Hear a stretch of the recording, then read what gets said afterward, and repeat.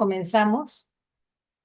La persona que ustedes ven en pantalla es una defensora comunitaria, una fina cortesía de mis amigos, bueno, mis alumnos, que también los considero mis amigos, que trabajan en la estrategia rural. Ella es de Contumasá. Entonces, así como ella, hay muchas defensoras comunitarias que son parte de la cara visible que tiene este servicio de atención rural. Ahora lo vamos a ver con mayor detalle. Entonces, el temario que nos convoca el día de hoy es la conceptualización acerca de la estrategia rural multisectorial, cuáles son sus objetivos, cuáles son sus componentes, cómo es que se ha venido implementando y desde cuándo, y cuáles son las funciones que se le han atribuido a cada uno de los sectores e instituciones. ¿Y por qué es importante esto para nosotros como abogados? Porque para aquellos que se desempeñan, vamos a decir, en zona rural, zonas rurales no solamente hay pues en la sierra, también tenemos en la selva, e inclusive hay una parte, algunas provincias aquí en Lima, donde que también tenemos personas que habitan, ¿no es cierto?, en zonas rurales. Entonces, a todas estas personas les beneficia ahora la estrategia rural multisectorial. Pero veamos brevemente algunos antecedentes en relación a qué entendemos por población en zona rural y cuál es la dimensión que tiene. Aproximadamente, según el INEI, las últimas cifras que se tienen es que hay 6 millones de personas que viven en zona rural. Vean ustedes la migración, ¿no es cierto?, del año 2007 al 2017, como ustedes pueden apreciar, la población urbana sigue subiendo, ¿ok? Sigue incrementándose, mientras que la población rural, bueno, ha tenido un descenso, casi que es parejo y equilibrado. ¿Por qué migran las personas hacia las zonas urbanas? Por mayores oportunidades de trabajo y también de educación para ellos y para sus familias, ¿no? Entonces, ¿qué es lo que trae consigo como consecuencia aquellas personas que se quedan en la zona rural, ¿no? Digamos, ¿cuál es el panorama que se presenta en específico para los 3.460.000 mujeres que se encuentran en el área rural? Y digo mujeres porque ellas, digamos, ya están configuradas con un perfil, ¿no es cierto? Dentro de este perfil que tiene la mujer rural, tenemos una alta prevalencia del analfabetismo femenino de manera, vamos a decir, circular, intergeneracional e histórica, que nunca ha bajado del 20%. Y hoy en día es 23.5%, 2 veces más que el analfabetismo masculino en zona rural. Y está concentrado de manera específica en 3 lugares, que es Apurímac, Huancavelica y Huánuco, ¿no? Sobre todo en Apurímac es inclusive un poco más, es un 25%. Entonces hay que tener cuidado con estas cifras, porque entonces vamos a ver luego cómo estas carencias que tienen estas mujeres en el área rural las vuelven más propensas a poder sufrir o a estar inmersas en situaciones de violencia. Así también las adolescentes, considerado no el tramo entre 15 y 19 años de edad, alguna vez embarazadas, son 15,6% en una zona rural frente a 7,2% en una zona urbana. Es decir, ellas están más expuestas. Ahora, ¿este embarazo precoz es voluntario o involuntario? En la mayor parte de los casos es involuntario. ¿Ok? Dejando de lado temas como el cervináculo, el resto, vamos a decir, de los embarazos precoces, lamentablemente, no se ha producido en una relación de amor o de convivencia, ¿ok? Ha sido producto de violaciones que se producen al interior de las familias. Finalmente, en relación al tema de la violencia de manera específica, el 53,8% de las mujeres se han visto afectadas y solo en el área rural. Y solo el 27%, es decir, no llegamos ni siquiera a ese 53%, ese 53% no tiene conocimiento, por ejemplo, una de las razones que señalan por las cuales no habrían pedido ayuda es que no saben a dónde ir, desconocen que existen servicios, no conocen tampoco, y además también tienen miedo a una nueva agresión a ellas o a sus hijos. Entonces hay que tener cuidado porque quiere decir que la labor que estamos realizando, tanto de prevención como de difusión, como también desde la mirada del abogado litigante o de la persona que se encuentra en el área urbana cercana al área rural, no es una mirada en la cual nosotros estemos transmitiendo quizás o comunicando de manera eficiente que existen alternativas. O estas mujeres estarían quizás tan sometidas que tampoco no han buscado alternativas de solución a su problema de violencia familiar o violencia contra la mujer o integrantes del grupo familiar. Entonces, estos 4 departamentos que señalé anteriormente, Huancavelica es uno de ellos, Cajamarca, Amazonas y Apurímac, junto a otros como Huánuco, Puno y Ayacucho, son los que registran un mayor porcentaje de población rural. Y para el 2021, la ENDES nos dice que el 32,5% de las mujeres mayores de 14 años de edad no tienen ingresos propios, lo cual resta, ¿no es cierto?, la posibilidad de que la mujer tome decisiones. Cuando una mujer no tiene autonomía económica, depende completamente de su pareja, normalmente ella se somete a la voluntad de la otra persona. Y si esto es un acuerdo, es una manera de relacionarse que la pareja ha escogido, no hay ningún problema. El problema es cuando la otra parte de la pareja abusa de su posición de poder porque la otra persona no puede rechazar los mandatos, ¿no es cierto?, de la pareja. El varón le da mandatos a la mujer y ella no puede rechazarlos porque no tiene otra alternativa. ¿Ok? Esta brecha significativa que se presenta sobre todo en las mujeres del área rural, en donde el 43% no tiene ingresos propios. ¿Ok? Miren la diferencia de 43 a 12. La mayoría de los varones en el área rural tienen ingresos propios, ¿no? Que es un escasísimo porcentaje de personas que no tienen. Entonces, y además las actividades en las cuales se desempeñan, la actividad económica en la que se concentra el 89% de las mujeres peruanas son básicamente servicios. Esto no es solamente en el área rural, también es en el área urbana. ¿Ok? Entonces, si solo se dedican a servicios, al comercio y a la agricultura, su economía es bien precaria. Y si encima hay aproximadamente un 76% de mujeres que trabajan en la total informalidad, entenderán ustedes que estas mujeres tampoco no están afiliadas a ningún sistema de pensión. Entonces, por eso, el ex secretario de Naciones Unidas decía que la pobreza tiene rostro de mujer. Y esto no es hoy, no es ayer. Esto es, históricamente ha venido dándose esta constante. Entonces, y el 8,1%, o sea, otro porcentaje de mujeres importante, se dedica al tema de manufactura.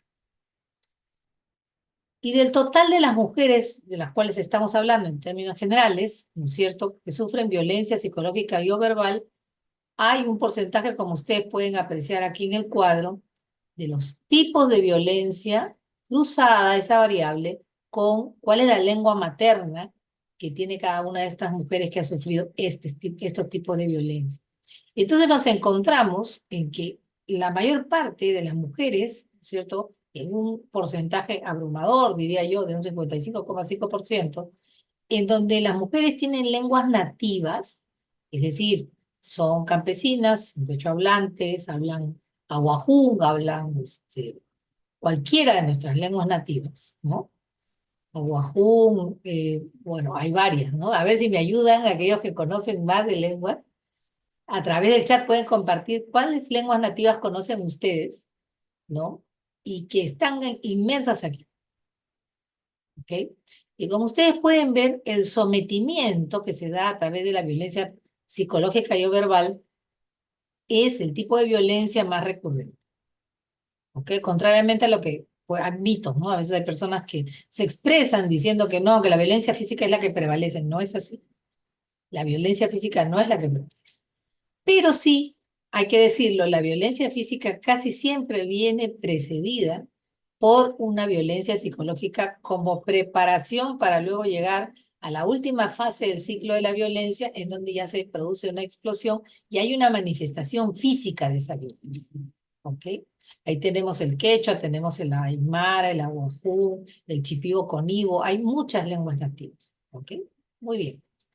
Entonces, ¿cuándo empieza, no es cierto, el servicio que nosotros empezamos a prestar? Digo nosotros porque siempre recuerdo mi trabajo en el Ministerio de la Mujer con mucho cariño y veo que el inicio de la implementación de esta estrategia de prevención, de atención y protección frente a la violencia familiar y sexual en zonas rurales comenzó desde el año 2012. Es decir, este decreto supremo que ha salido recientemente en el cual el servicio se convierte en algo mucho más amplio, ahora llamado estrategia, comenzó desde el año 2002. Es decir, que ya se tiene más de 10 años de experiencia en el trabajo con zona rural. Entonces, ¿cuál es el objetivo? ¿Cuál fue el objetivo cuando se creó? Trabajar con la población rural de la costa, la sierra y la selva. ¿Ok? Que ellos también pudieran acceder a servicios de prevención. Pero ¿por qué no accedían? ¿Acaso el SEM no había? No, sí, por supuesto, tenemos casi 500 SEMs, pero no es eso, es la escasa capacidad de acceso geográfico que se tenía. Yo les comento en el año 2007 y 8, 6, 7 y 8, cuando yo era directora del programa contra la violencia, con las justas habían 50. No teníamos capacidad de llegar físicamente hablando, geográficamente hablando, y entonces cuando estas personas tenían una situación bastante grave, nos enterábamos de la situación a través del teléfono y luego vamos a decir, las personas, los especialistas tenían que viajar en piragua, en el buque del Pías o en lo que se pudiera para tratar de llegar hasta la comunidad, rescatar a la persona y llevarla a la clínica, etcétera.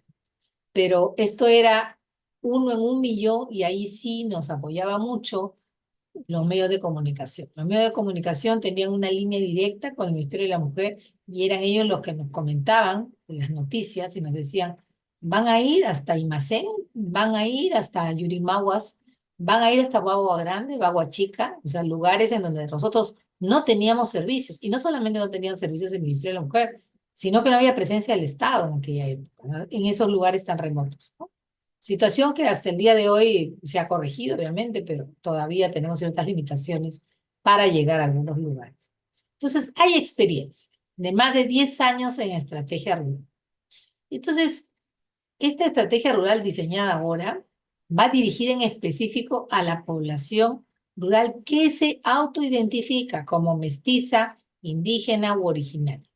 Población afroperuana también, entre otros, ¿no? Porque ustedes saben que nosotros tenemos más de 57 dialectos y 7 lenguas.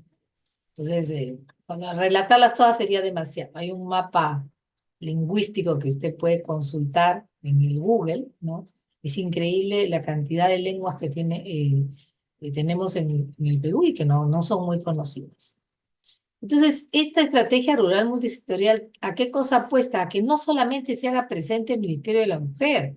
¿Qué hace el Ministerio de la Mujer con una víctima? Puede llevarla a la comisaría.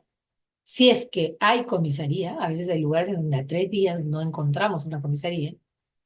Podemos llevarla a una atención especial de salud, sí, pero ¿y luego? Luego tengo que escoger entre su justicia comunal o tengo que escoger entre la justicia del Poder Judicial. Y si no existe o no hay o cercana, ¿no? No hay acceso, vamos a decir, a llegar a ese tipo de justicia, es muy probable que la persona regrese y se aplique la justicia comunal. Luego vamos a hablar más sobre este tema. Pero entonces, esta estrategia rural planteada, que ahora la vamos a desarrollar, es un instrumento técnico de gestión. Es decir, aterriza la política pública, la política nacional, ¿no es cierto?, de violencia de género, ¿no? Y busca, ¿no es cierto?, articular todas las intervenciones de manera tal que los servicios que prestemos sean adecuados, pertinentes culturalmente y además estén disponibles. Y ahí es el gran desafío para todas las autoridades. En donde haya un centro de emergencia mujer, en donde haya una comisaría, en donde haya un centro de salud, cerca debe estar el Ministerio Público o debe estar el Poder Judicial en la medida de las posibilidades de cada una de estas entidades. Y si no es así, pues también hay alternativas itinerantes. ¿Ok? ¿Y qué se busca? ¿Cuál es el objetivo de esta estrategia? Simple y sencillamente reducir los niveles de violencia contra las mujeres integrantes del grupo familiar y la violencia sexual en la zona rural. ¿Ok? Entonces, esta estrategia rural, vamos a llamarla de esta manera, segunda fase, 10 años después, un poco más moderna, ha sido aprobada por decreto supremo recién el año pasado. ¿Ok? El 3 de mayo está en plena implementación. ¿Cuál es la población objetivo? Es de la zona rural, aquellos que se identifican, ¿no es cierto?, con las lenguas y las etnias que les he comentado, y que hayan sido afectados en el marco de lo que está establecido en la Ley 3364 son sujetos, ¿no es cierto? Son el público objetivo, ¿ok? De la estrategia rural multisectorial. También la comunidad en general para las acciones preventivas promocionales y de vigilancia institucional y comunitaria. Es decir, yo no solo me dirijo a la víctima, también me dirijo a los varones, también me dirijo a la comunidad en su conjunto, sobre todo porque en zona rural el peso, ¿ok? Determinante que tiene la autoridad comunal es precisamente ahí en donde nosotros queremos instalar la estrategia rural multisectorial. Yo me he encontrado con consultas que me hacían mis alumnos en un diplomado que hicimos solo sobre este tema, y que me decían, doctora, ¿pero qué hago cuando la víctima me dice no? En mi comunidad lo van a castigar en este momento. En cambio, si lo que usted me ha explicado, le dice el abogado, lo que usted me ha explicado es que este proceso va a demorar meses. Yo no tengo meses, yo tengo mi plantación, que yo tengo que cuidar a mis animales, yo tengo que cuidar al resto de mi familia, tengo que cuidar a mis hijos, así como estoy, bueno, ahorita estoy delicada de salud, pero apenas yo me cure, yo tengo que regresar, no hay quien vele por mi familia. Ahorita he dejado a mis hijitos encargados ahí con una vecina, pero yo no su mamá, ¿no? Y así la señora como esté regresa, porque en el marco de la justicia comunal ella encuentra inmediatez. Por eso digo, gran desafío para las autoridades, para todos en general, cómo lograr una conversación, un trasvase quizás de los principios inspiradores de nuestra Constitución y de nuestras leyes con las costumbres ancestrales que ellos tienen en la justicia comunal.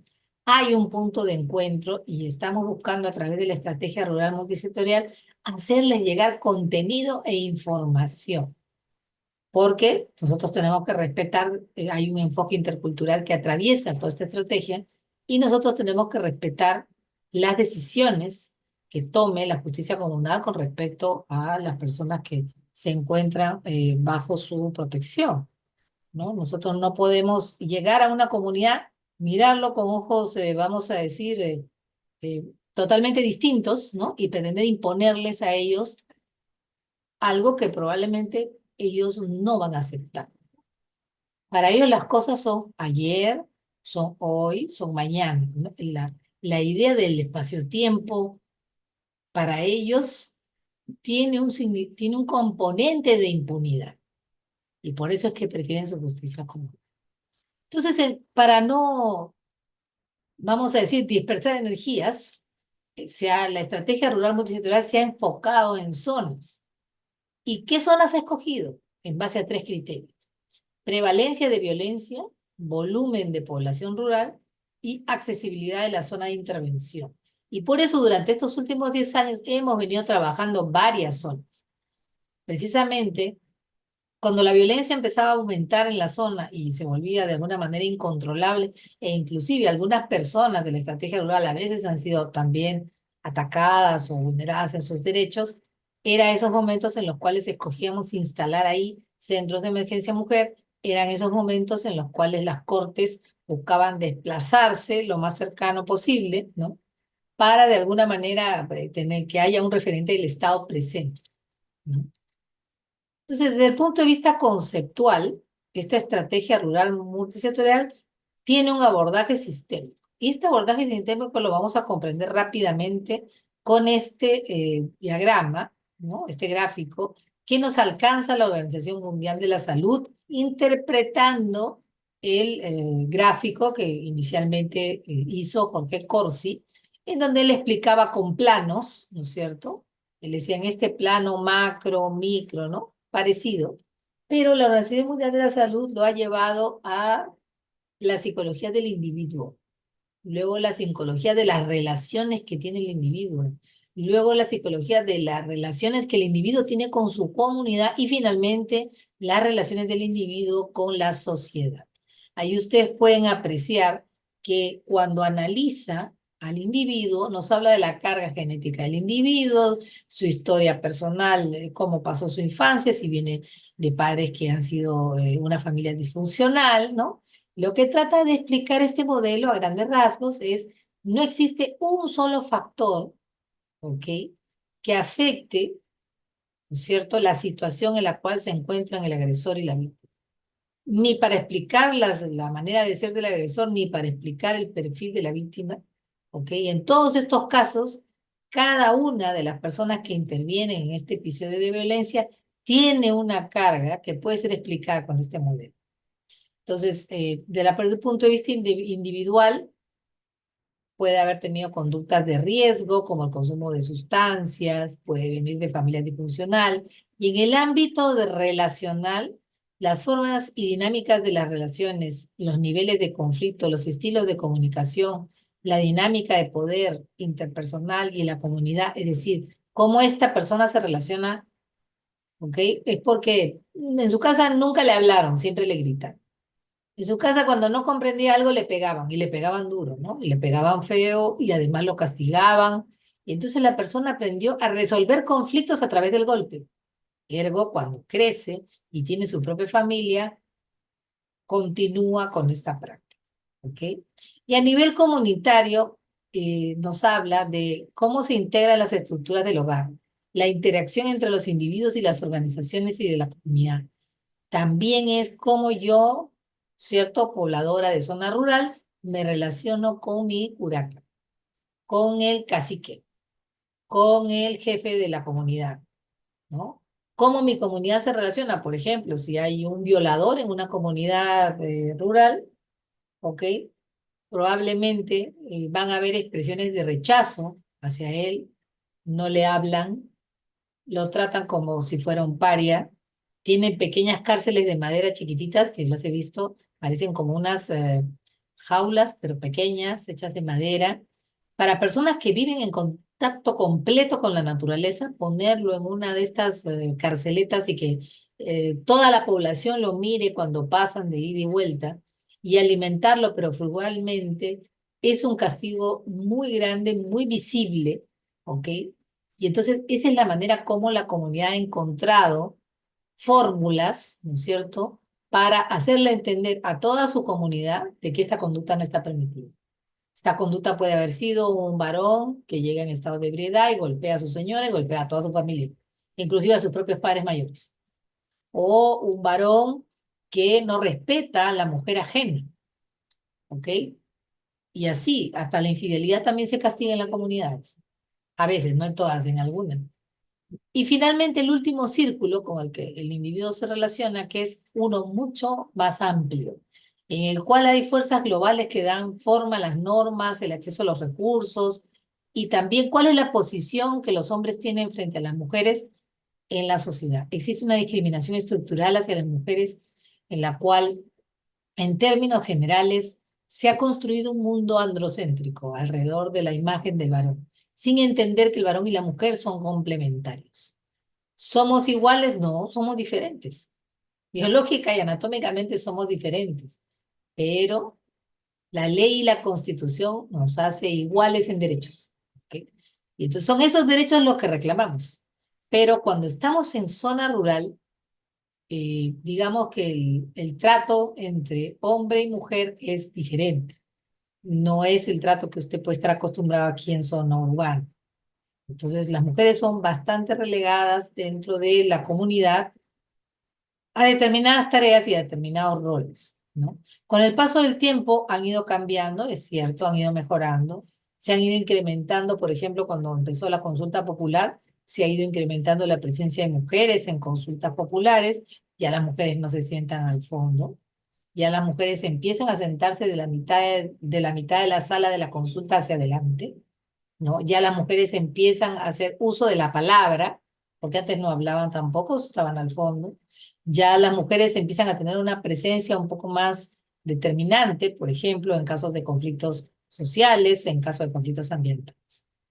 Pero en el tema de la violencia, aún, ¿no es cierto?, existe bastante convalidación de la violencia al interior de las familias. Es decir, es permitida, es tolerada, no se considera que haya una afectación. ¿Cuándo es que en una zona rural consideran que hay una afectación que ya les involucra a todos y que es algo que la comunidad no permite y esta pequeña sociedad que ellos han formado no permite? Cuando hay, vamos a decir, sangre de por medio. Por eso el tema de la violencia física, ¿ok? Para ellos sí es algo que ellos no toleran en relación a la mujer y menos todavía que los niños observen, ¿no? Entonces, hay comunidades que sí, en base a la prevención que se ha venido realizando durante los últimos 10 años, ya en algunas comunidades rurales en donde se consideraba parte del relacionamiento entre las personas, golpearse, a cambiar, esa visión a cambiar, y para bien, ¿no? Pero aún la sociedad sigue convalidando la violencia hacia la mujer, tanto en el área urbana como en el área rural, como algo natural, ¿no? En la última encuesta que se ha hecho del INEI, ¿no? Ipsos también en algún momento hizo la misma pregunta. ¿Usted considera que el hombre tiene derecho, ¿no? A golpear a una mujer en estas tres situaciones, cuando le es infiel, cuando no hace los deberes en el hogar y alguna otra situación con respecto a los hijos? Y en las tres preguntas, el 54% de la población peruana contestó que sí, que consideran que está bien, sí, pues tiene que corregirla, ¿no? Y por ahí vamos a decir, seguimos todavía arrastrando estas teorías. Entonces, la conceptualización de la estrategia rural multisectorial es intervenir en estos espacios, uno por uno y cada uno de ellos, realizar actividades y acciones, pero ya no solos, sino de manera conjunta. Entonces, al ver un Estado fuerte, presente, ¿no? Es entonces en que la comunidad empieza a pensar, ¿no? Empieza a reflexionar acerca de si están haciendo las cosas bien o no, si es conveniente para la comunidad o no. Continuar de esta manera o cambiar, ¿no? Cambiar algunas de sus conductas.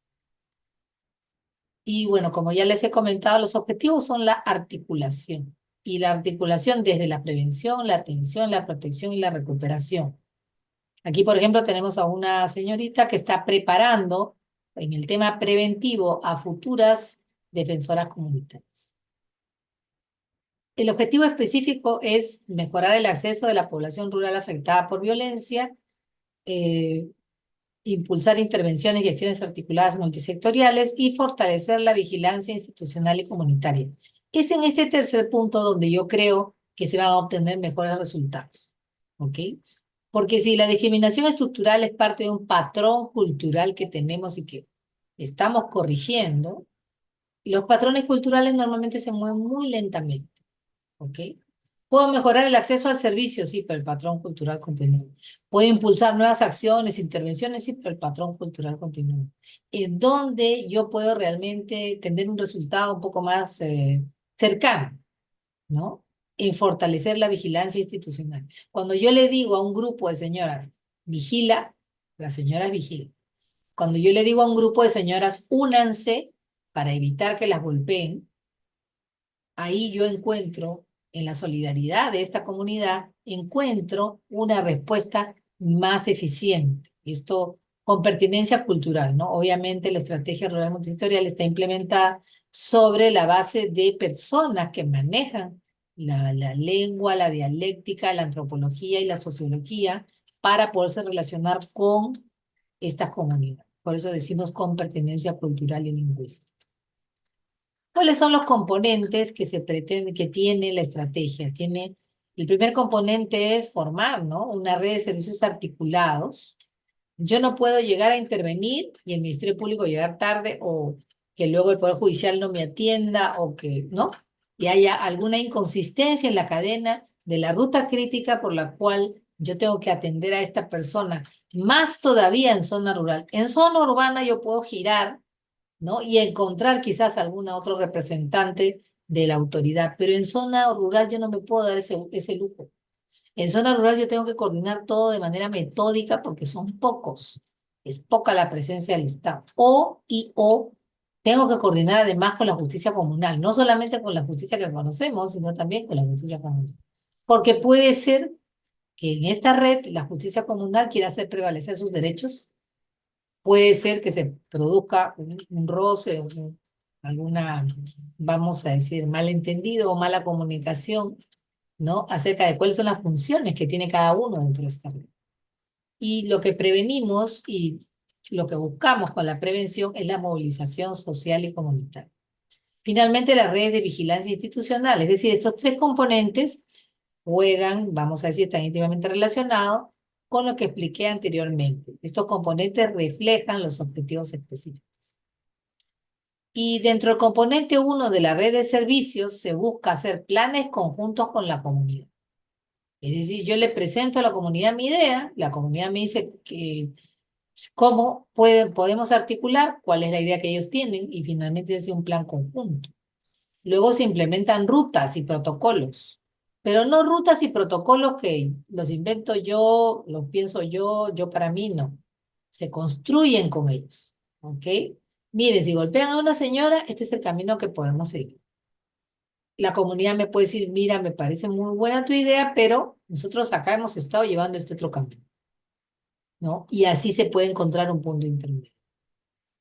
Y cuando las personas manifiestan interés, porque yo no me puedo acercar a una comunidad y pretender imponerle una regla, las personas tienen que manifestar interés en postular para ser parte de la estrategia, en participar. Cuando eso es así, nosotros le brindamos todas las capacidades, tanto a los operadores nuestros como también a las autoridades locales y comunales que quieren participar. Finalmente, tratar de llegar, aunque sea de manera itinerante, a las zonas más alejadas, tal y como hemos venido haciendo hasta ahora, pero como digo, ya no sería una sola entidad que llega, sino iríamos de manera coordinada. Por eso se llama multisectorial. ¿Quiénes están participando, por lo menos en este primer componente?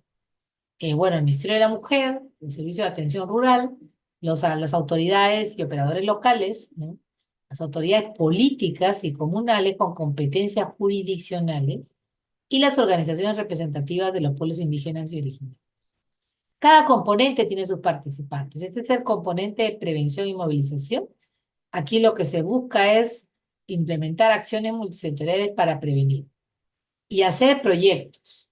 Hay mucho interés de parte de cooperación internacional para quien tenga interés en proyectos articulados que fomenten la autonomía económica de las mujeres en la zona rural. Por eso en este componente participa, produce Ministerio de Trabajo, gobiernos regionales, comunales, locales, el Ministerio de Cultura, MINEDU, MINSA, en este componente, ¿no? Relacionado a la autonomía económica de las mujeres. Y finalmente, el tercer componente son las redes de vigilancia institucional.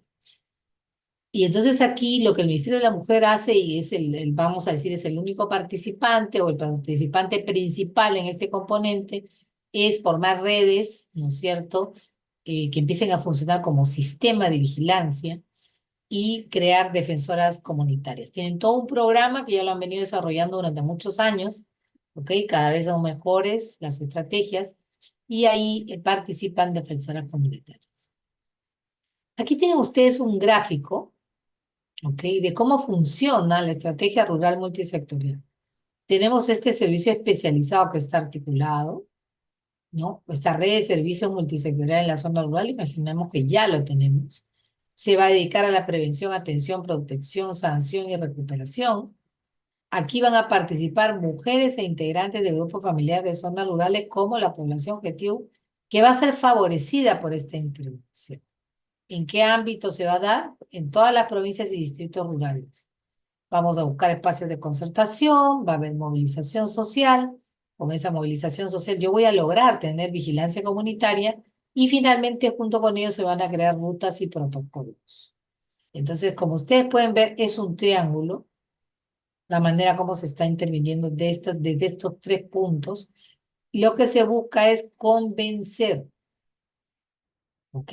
Promover, quizás hasta liderar, ¿ok? Pero la idea es que conforme vayamos avanzando por determinados espacios, la estrategia pueda irse tranquila a buscar otras zonas, dejando sembrado en esa zona rural ya defensoras comunitarias y luego pasar a lo siguiente, y a lo siguiente, y a lo siguiente. ¿Ok? Pero eso es todo un proceso que no se hace tan rápido como lo estoy explicando en este momento, pero cuando este sistema local queda convalidado por una ordenanza, por la presencia del alcalde, por la presencia de otras autoridades que dicen, sí, estamos aquí presentes, ¿no? Y aquí sacamos una ordenanza y decimos, a partir de ahora ese es el protocolo y la ruta que vamos a seguir. ¿ok? Frente a un caso, frente a una circunstancia, esto es lo que vamos a hacer. Entonces, cuando ven a todas las autoridades en la mesa, ¿no? Ya el compromiso se hace mayor. ¿Ok? Aquí tienen, bueno, es un poco extenso explicar esto, pero de manera muy breve he intentado hacer un mapita, ¿no? De cómo es este sistema local multisectorial que se va a crear por ordenanza y se va a crear como una instancia regional de concertación, una instancia provincial de concertación, una instancia distrital de concertación, y es con ellos con los que se van a articular estas rutas y estos protocolos para brindar una red de servicios, también para la movilización y la prevención, y finalmente esta red de vigilancia. Miren todas vamos a decir, todos los colectivos que están participando. Aquí, por ejemplo, tenemos a las rondas campesinas, ¿no?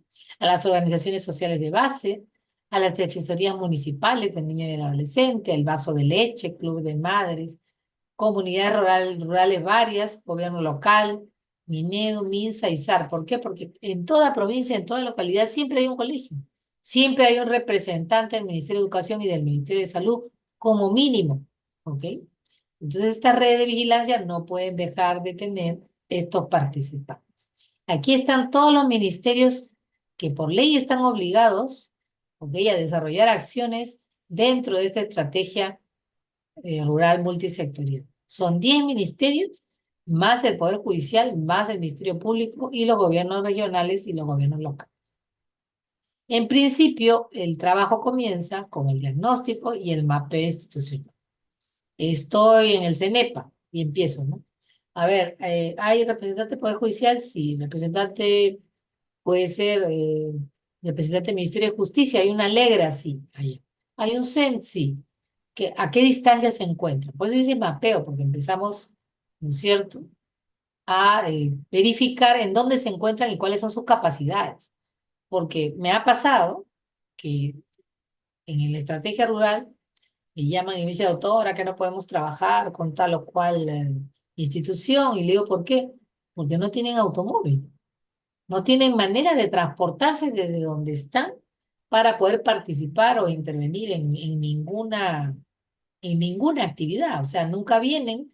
Entonces se ha instalado la instancia, pero ellos no han participado. Mandaron un documento diciendo que estaban de acuerdo, pero que lamentablemente no tienen movilidad para ir. Entonces, esto que puede parecer muy simple de resolver, no lo es tanto en el área rural, ¿ok? Las personas no, tampoco no, son muy poco personal y no pueden ni enviar al representante porque entonces se quedaría sin atender la ciudadanía que llega. Estas cosas, poco a poco, yo estoy segura que vamos a mejorar en la atención y el servicio al ciudadano, pero por el momento hay que hacer un diagnóstico muy fino, no solamente de qué instancia está presente, sino qué recursos tiene, qué capacidad operativa tiene. ¿No? Yo me puedo emocionar porque tengo a una UGEL a mi costado, sí, pero ¿qué capacidad operativa tiene? No tiene vehículo, no tiene gasolina, no tiene capacidad de ir y venir, ¿no? Están desbordadas por sus propias demandas, ¿no? Entonces, para que esto funcione, cada uno de estos 10 ministerios, Poder Judicial, Ministerio Público, etcétera, tendrán que hacer una gran economía o organizarse para poder participar. En relación a la implementación, como ya les había comentado, este servicio se encuentra dentro de lo que conocemos como el Programa Nacional Aurora, ex Programa Nacional contra la Violencia Familiar y Sexual del Ministerio de la Mujer y Poblaciones Vulnerables, y lo que brinda el Servicio de Atención Rural es esta atención especializada, interdisciplinaria y articulada con pertinencia cultural y territorial. Quienes empezaron trabajando en este servicio son antropólogos y sociólogos. Luego se unió a ese equipo abogados, ¿ok?, y psicólogos. Es un reflejo del SEM, es un servicio diferente al SEM. ¿Ok? El SEM no tiene antropólogos, por ejemplo. Puede que algún promotor sea sociólogo, pero no necesariamente. En cambio, en el SAR sí se ha buscado porque inclusive para podernos acercar siquiera físicamente a la comunidad, el antropólogo a veces se va a vivir ahí a la comunidad. Se gana la confianza de la comunidad. Y luego se nos permite ingresar con nuestra información. previa reunión con los líderes de la comunidad. Y como ustedes ven, es un trabajo lento, pausado, pero necesario, ¿no? Porque estamos hablando de comunidades que en algunos casos recién están saliendo de la fase de no contactados. Recién están en la fase de contacto inicial. Y lo que menos se quiere es, lo que más se quiere, mejor dicho, es ganar confianza en esta nueva relación, ¿no? Entonces, el servicio de atención rural es un servicio que se cruza con algunas de las intervenciones de los centros de emergencia mujer, es decir, trabajan de manera articulada, pero atienden necesidades diferenciadas en el territorio. Por ejemplo, usted no va a encontrar un SAR en una zona urbana. Desde el punto de vista territorial se han dividido y la manera como ellos se acercan a la comunidad, con el ejemplo que le acabo de dar, usted se da cuenta que no es igual. Ahí las víctimas no vienen al SAR. Nosotros tratamos de entrar a las comunidades para encontrarlas. ¿Ok? Y la idea final y el impacto que tiene el SAR en la red de servicios de la Aurora es que ha mejorado el acercamiento con las comunidades en este marco de la diversidad cultural, ¿no? La mayoría de las personas que trabajan en el SAR tienen su diplomado del Ministerio de Cultura de enfoque intercultural, ¿no? Y saben, están preparados para acercarse a las comunidades. Y hay algunos nudos críticos que todavía se están resolviendo, como los que les he comentado, ¿no? Y entonces este SAR ahora ha, vamos a decirlo así, migrado a una experiencia mucho más grande llamada Estrategia Rural Multisectorial. No son lo mismo. El SAR es el servicio y la estrategia está por encima e incluye el servicio de muchas más personas. El SAR, digamos, es el servicio que solamente estaría prestando el Ministerio de la Mujer, pero hay muchos otros servicios que se han unido ahora para ampliar la cobertura de la estrategia rural multisectorial, diagnosticando, ¿no? Y también haciendo parte de la estrategia a las autoridades. Ustedes recordarán que los centros de emergencia mujer trabajan de manera articulada con instancias de concertación local, provincial, regional. En esas mismas instancias de concertación se están replicando, pero en el área rural.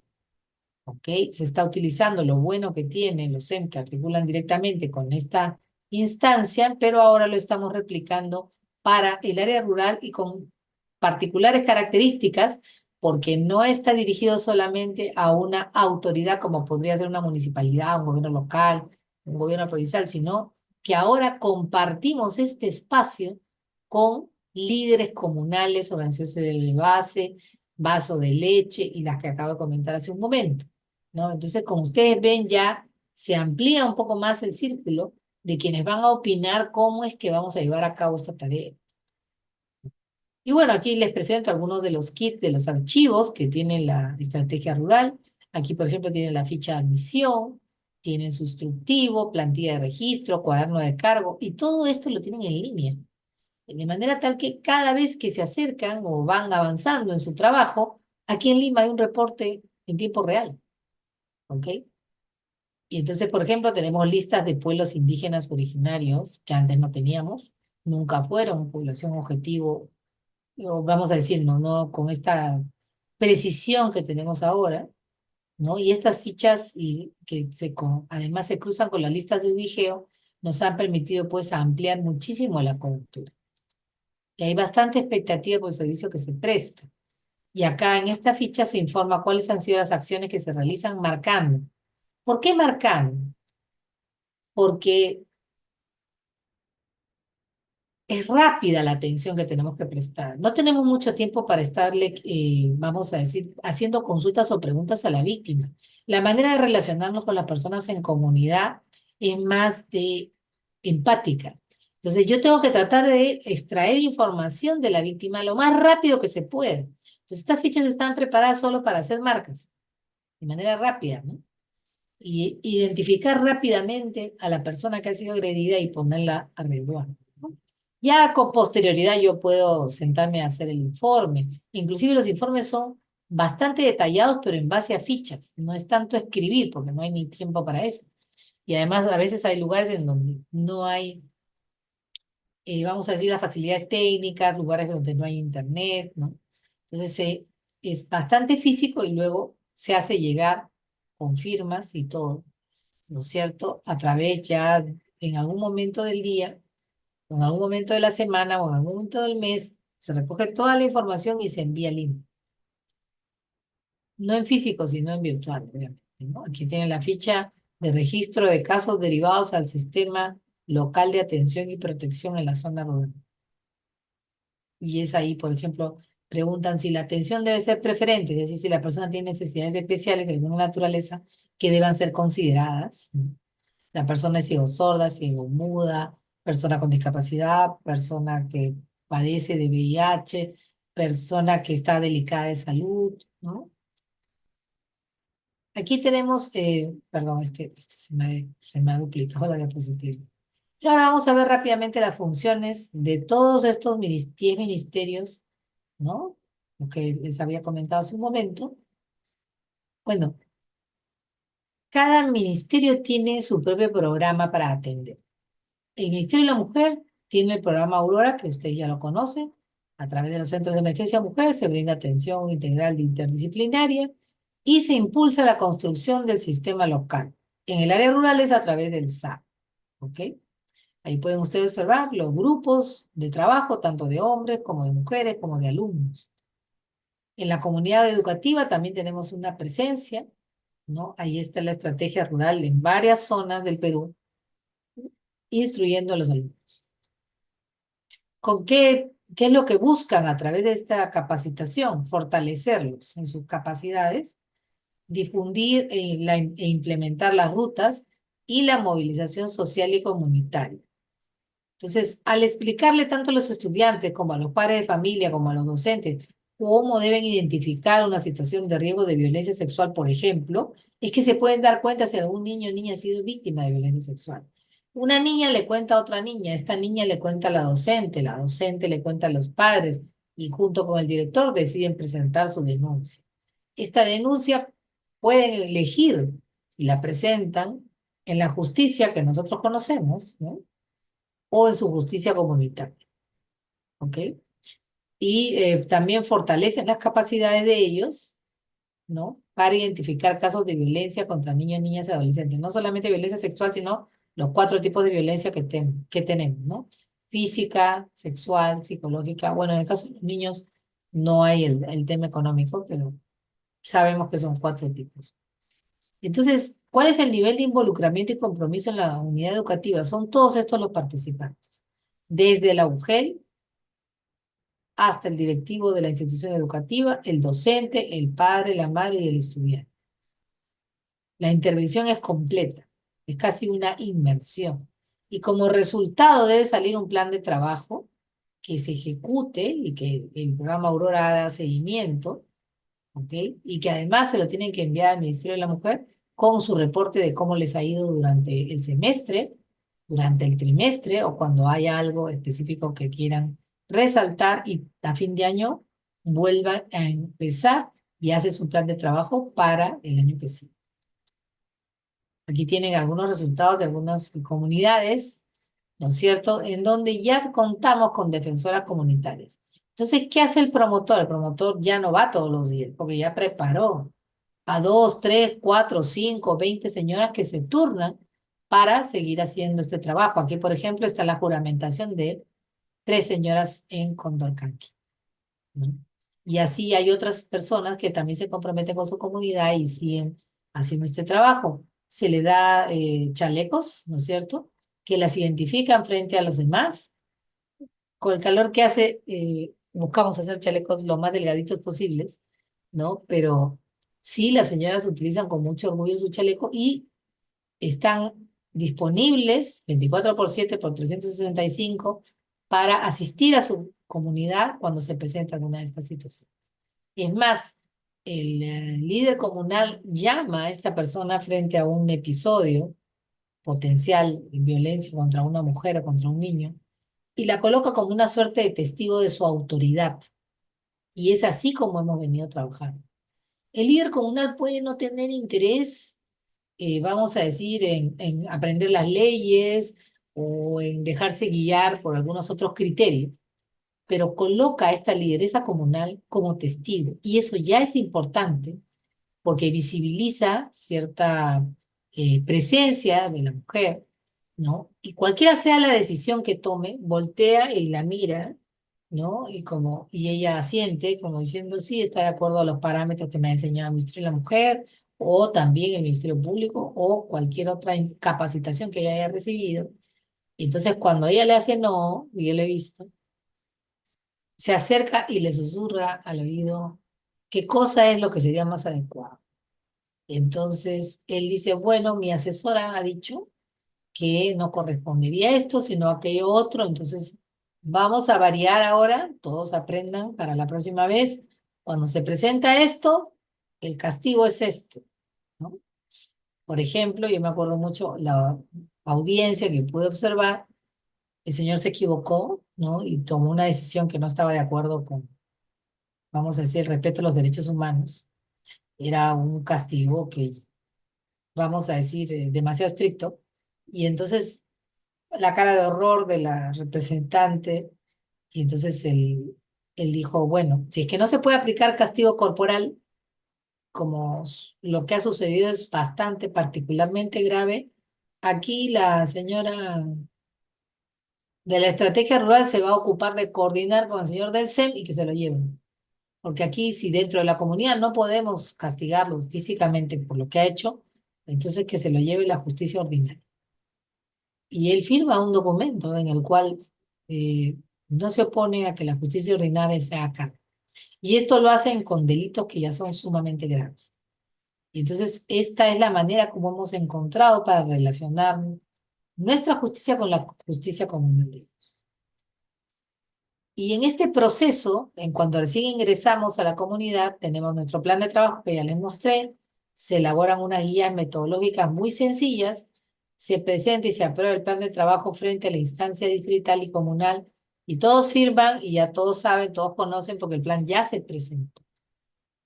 Entonces, las participantes, defensoras comunitarias, también tenemos otro tipo de participantes que les conocemos con el nombre de mujeres sabias. Pertenecen a la comunidad y preferentemente manejan el idioma local, conocen las prácticas ancestrales o interculturales de sanación, están reconocidas por la comunidad como una fuente de bienestar para ellos y cultivan el valor del respeto, la solidaridad y la capacidad de escucha y confidencialidad. Y estas mujeres sabias se alían con estas defensoras comunitarias y así ellas tienen el oído más cercano a todo lo que sucede en la comunidad. Ellas son como las confidentes de la comunidad, ¿se dan cuenta? Y ellas están atentas a compartir información y de esta manera también nos hemos unido a las prácticas que ellos mismos tienen para colocar la información en quien mejor la pueda distribuir a la comunidad. ¿Ok? Entonces tenemos una ruta comunal y tenemos una ruta educativa y también tenemos una ruta que le podemos llamar una ruta formal. Y ahora se están formando defensoras comunitarias cada vez más jóvenes. Es decir, hay como un pequeño programa de jovencitas que están buscando ser defensoras comunitarias, aún estando en la secundaria. Aquí, por ejemplo, ustedes pueden apreciar el flujograma, ¿ok? Del distrito de Imasa. Este me hizo un gentil obsequio de un alumno de Imasa. Entonces, por ejemplo, aquí identifican el caso que se ha encontrado de violencia contra las mujeres o integrantes del grupo familiar, puede ser de cualquiera de los cuatro tipos, y puede ser detectado por cualquiera de estas tres puertas. Miren todas las variantes por las cuales puede ingresar un caso.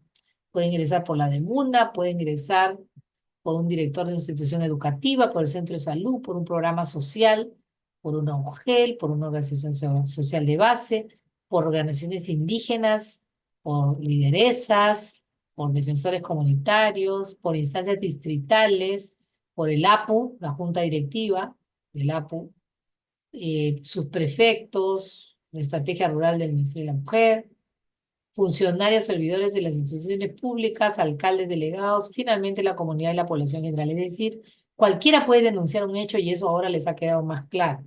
Pero ellos escogen cuál de estas puertas quieren utilizar. Entonces hay bastante variedad aquí. ¿Dónde me pueden atender, no? Y este flujograma que usted observa, lo colocan en un sitio muy visible. porque tanto en el área de la sierra como en el área de la selva, ellos siempre prefieren gráficos al texto, ¿ok? Por eso yo me acuerdo la primera fotonovela que hicimos tenía muy pocas palabras, la mayoría era gráfico. Y fue un gran éxito, ¿no? En la sierra la gente nos pedía, ¿cuándo sale el siguiente capítulo de la fotonovela? ¿No? Y durante un montón de tiempo tuvimos la historia de María, después había la historia de Juan. Y en la historia de Juan, por ejemplo, contábamos qué le había pasado al pobre Juan. Había un Juan al que lo golpeaban y luego había un Juan que había perdido a su familia, porque era un Juan que era agresor. Entonces, todo lo que es gráfico, para ellos es de más fácil comprensión, considerando que su lengua materna no es el castellano.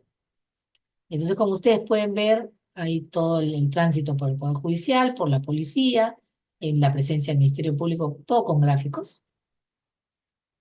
Aquí, por ejemplo, ya se hace presente la estrategia rural y masa, que es esta estrategia rural multisectorial, pero ellos mismos la bautizaron como estrategia rural y masa. Y así podemos seguir describiendo todo el flujograma, pero ya no me queda mucho tiempo de exposición.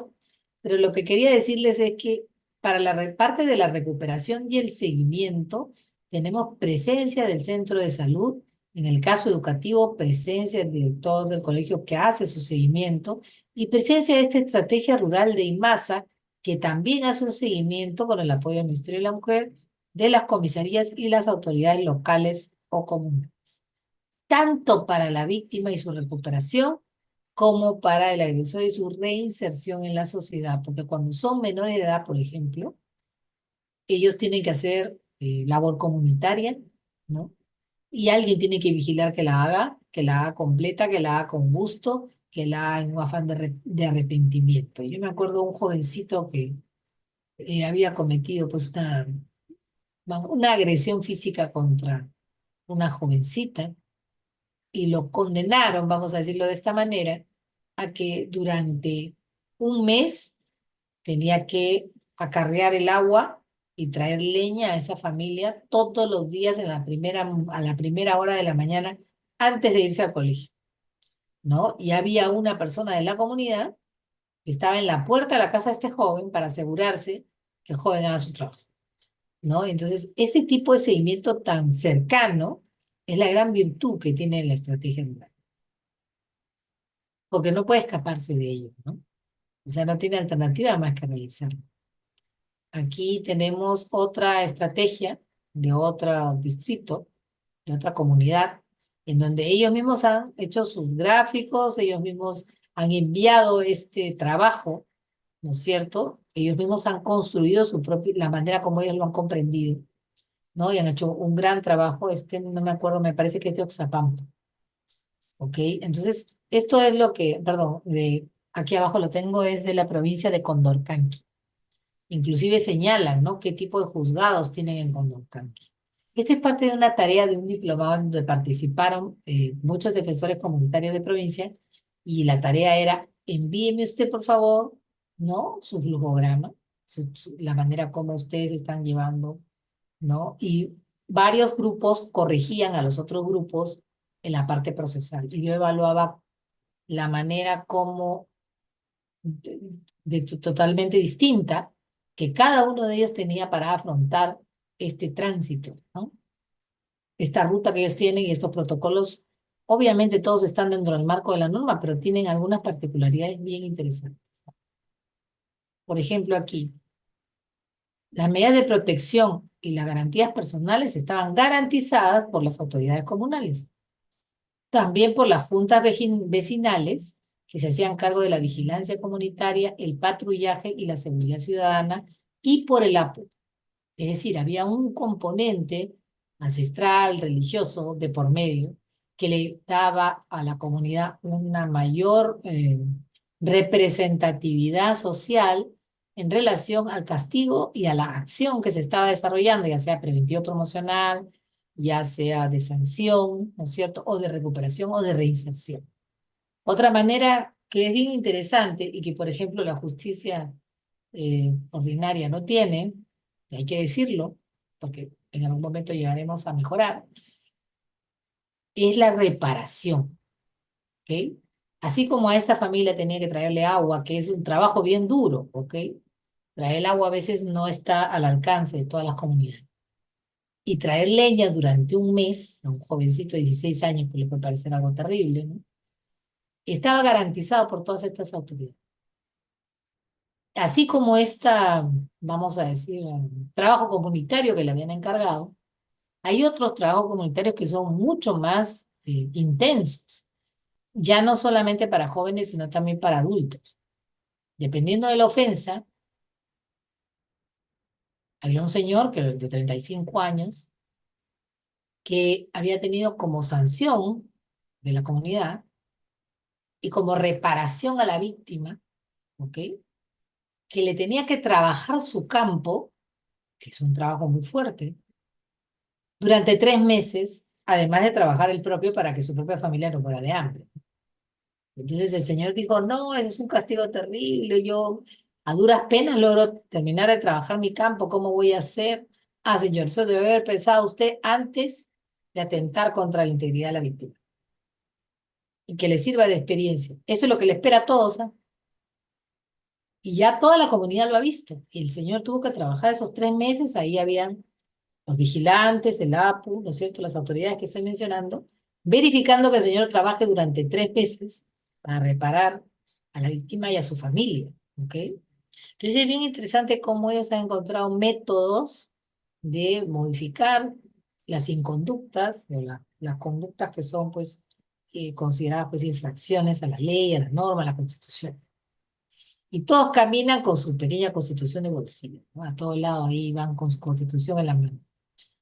Entonces, realmente yo creo que esta justicia tan cercana tiene sus virtudes y tiene, como dije, inmediatez, celeridad y hay que saludarlo, ¿no? En las cosas buenas hay que saludar. Aquí tienen, por ejemplo, ya aquello que lo institucionaliza, ¿ok? Tu ordenanza municipal, ¿no es cierto?, en donde aprueban como objetivo de este gobierno distrital del CENEPA, ¿no? Presentan todos sus considerandos, ¿no? Y señalan que créase la institución, perdón, la instancia de concertación, vamos a decir, esta me parece que es regional, municipal, ¿no? Para ver el tema de violencia, ¿no es cierto? Y sobre la base de ello, autorizan, ¿no es cierto?, la creación de, ¿no? Todos se aunan a la estrategia rural multisectorial. En el CENEPA también tienen ruta educativa, es decir, cómo la comunidad educativa se une para proteger a sus estudiantes. Este papelote es creado por las mismas jovencitas y promotoras, ¿no?, que están señalando cuáles son los tipos de violencia, qué cosas es lo que han identificado dentro de su colegio como referentes. Tienen a su brigadier, por ejemplo, a su junta directiva, a su coordinador, su promotor, ¿no? ¿A quién se van a dirigir? Aquí hay un grupo que se va a dirigir al APU, otro al juez de paz, a la de Muna, ¿no? Esto es una lluvia de ideas que al final ha quedado como consecuencia este papelote que da cuenta de cómo ellos mismos han diseñado su propia ruta, a dónde van a acudir. Luego lo convirtieron en un tríptico que lo reparten, pues, en las escuelas ahí en el CENEPA. Y ahora vamos a ver, para que ustedes tengan una idea de la dimensión de los casos que se pueden observar. En octubre del 23 llega a la oficina del Sari Massa, María Eugenia Ramírez Pérez, ella tiene 15 años, obviamente he cambiado los nombres, esto no vayan a pensar, por favor, que hay una infidencia, aquí hemos cambiado varios datos, ¿no? Tiene 15 años de edad, cursa el 4º grado, ¿no? Y ella señala que al salir de su centro de estudios se encuentra su progenitor, quien estaba fuera de la institución esperándola en el motocar, y le dijo que debía irse con él a su casa. María se negó rotundamente porque quería ir con sus compañeras, ¿no? Ella se enoja, pero el padre se enoja más y le dice que la amenaza. Finalmente, ella decide desplazarse con su progenitor. Se despide de sus amigas, le dice que ya se va a comunicar con ellas, y el progenitor la lleva a una chacra de palma aceitera apartada, ¿no es cierto? Apaga el motocar, saca de la parte trasera de una palma una escopeta, le apunta en la cabeza y le dice, eres una malcriada, no obedeces, etcétera, ¿no? Y la insulta, ¿no? Y la obliga y le dice, no quiero que nunca más vuelvas a salir de la casa. Y bueno, la golpea, la asfixia, le da bofetadas. Al día siguiente, María llega al colegio y su profesor de tutoría evidencia los hematomas que tenía en el cuello y le pregunta qué ha sucedido, motivo por el cual ella le cuenta lo que ocurrió con su padre, a lo que el profesor le dijo que estaba bien que su padre le haya golpeado, ya que es una alumna muy distraída, pendiente de las amigas y que encima no es aplicada. Entonces, frente a este caso, la menor finalmente decide, eh, por recomendación de sus compañeras y sus amigas, ¿no? Cuando ha llegado al SAR, porque las amigas conocían la ruta, ella no, pero las amigas sí, y entonces ha contado todo su episodio, ¿no? Y bueno, el Ministerio de la Mujer ha hecho el trabajo que tiene que hacer. Aquí tenemos al abogado, tenemos al psicólogo, tenemos al profesional comunitario, tenemos al gestor. Entonces, este gestor ha identificado y va a coordinar con los otros profesionales para identificar la red de apoyo familiar institucional que esta menor tiene, ¿no es cierto? Y antes de eso, en el SAR han visto, ella se ha entrevistado con la admisionista, ¿no es cierto? Si es que la víctima ha llamado por teléfono a la línea 100 y la línea 100 nos ha llamado a nosotros al SAR o al SEM, nosotros nos encaminamos al encuentro de la persona. Cuando no sé, cuando la persona, por ejemplo, no puede salir de su casa, pero logra comunicarse con alguien que se presenta al servicio, también nosotros hacemos el acercamiento a donde está ella para lograr que ella pueda ser puesta a buen recaudo, porque también cuando los padres se enteran que han sido denunciados por los hijos, les dan una paliza peor, ¿no? Y vamos a decir que sigue escalando el problema.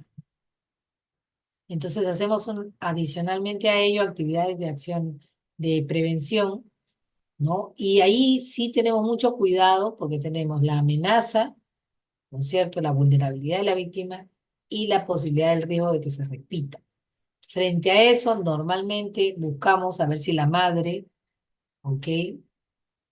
Tiene la suficiente capacidad como para proteger a la menor, retirarse con la menor a otro lugar, hay alguna, o la comunidad la va a proteger.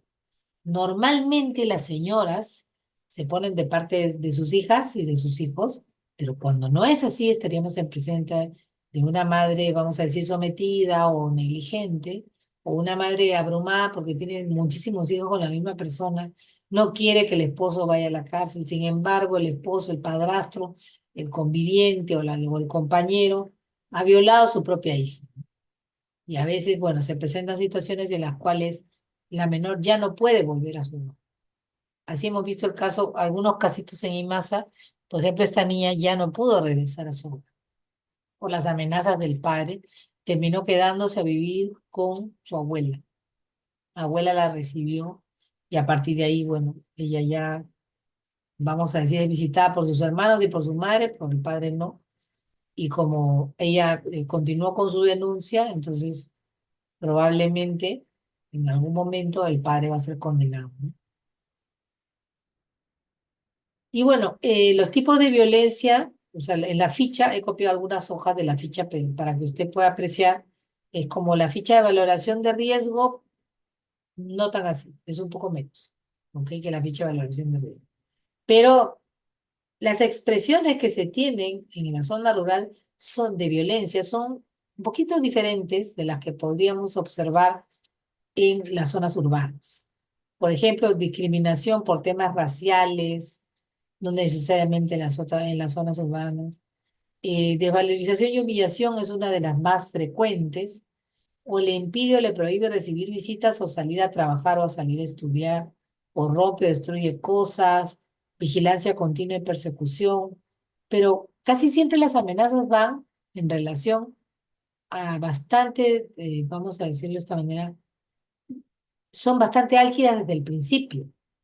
O sea, no es que te golpeo, no, es que casi te quiero matar. Es que te voy a matar en el futuro, ¿ok?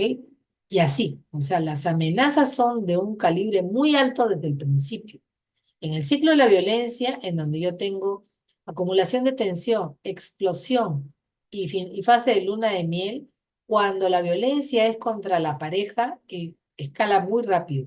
Cuando la violencia es contra otro integrante, grupo familiar, normalmente no es una violencia pequeña o que usted pueda decir mínima o que estemos en una afectación emocional, cognitiva, no. Casi siempre es una violencia que se dispara muy rápido, como el caso que le acabo de comentar. ¿Ok? No, aquí no hay, vamos a decir, eh, mucha distancia entre el momento de la tensión y la explosión. Al parecer, no habrían muchas habilidades, no en todas las comunidades es igual, pero se aprecia a grandes rasgos las investigaciones de especialistas y antropólogos y sociólogos con los que he podido compartir reflexiones, me señalan que escala bastante rápido. Si aquí tenemos un ciclo de violencia en el cual siquiera la persona se preocupa de la opinión de los demás, por ejemplo, en las zonas de Condorcanqui, en Nepa, que están muy, muy alejadas de zonas urbanas, quizás es la lejanía la que hace pensar al agresor que no tiene que dar explicaciones absolutamente a nadie y por eso procede como procede, ¿no? Pensando que hay un escudo de impunidad. Pero cuando hay lugares en donde la autoridad estatal está cerca, las personas se inhiben, ¿ok? Se inhiben de una violencia física extrema. Hay una violencia física, pero reducida, y en episodios de cómodas cuotas mensuales que no llegan a conformar el certificado médico de la lesión leve ni siquiera. Pero sí es una violencia sistemática, eso sí. Entonces, a veces las señoras no van a denunciar porque ha tenido una lesión en un momento, pasan 6 meses, vuelven a tener lesión en otro momento, pero si usted suma la cantidad de lesiones que ha tenido al año, usted se da cuenta que hay un continuum de terror ahí, que hace rato la señora ya calificó para poder denunciar, solo que el conocimiento, la información, ¿no? Como ellas mismas dicen, ¿a dónde debo acudir? Eso aún todavía no se ha generado los caminos necesarios.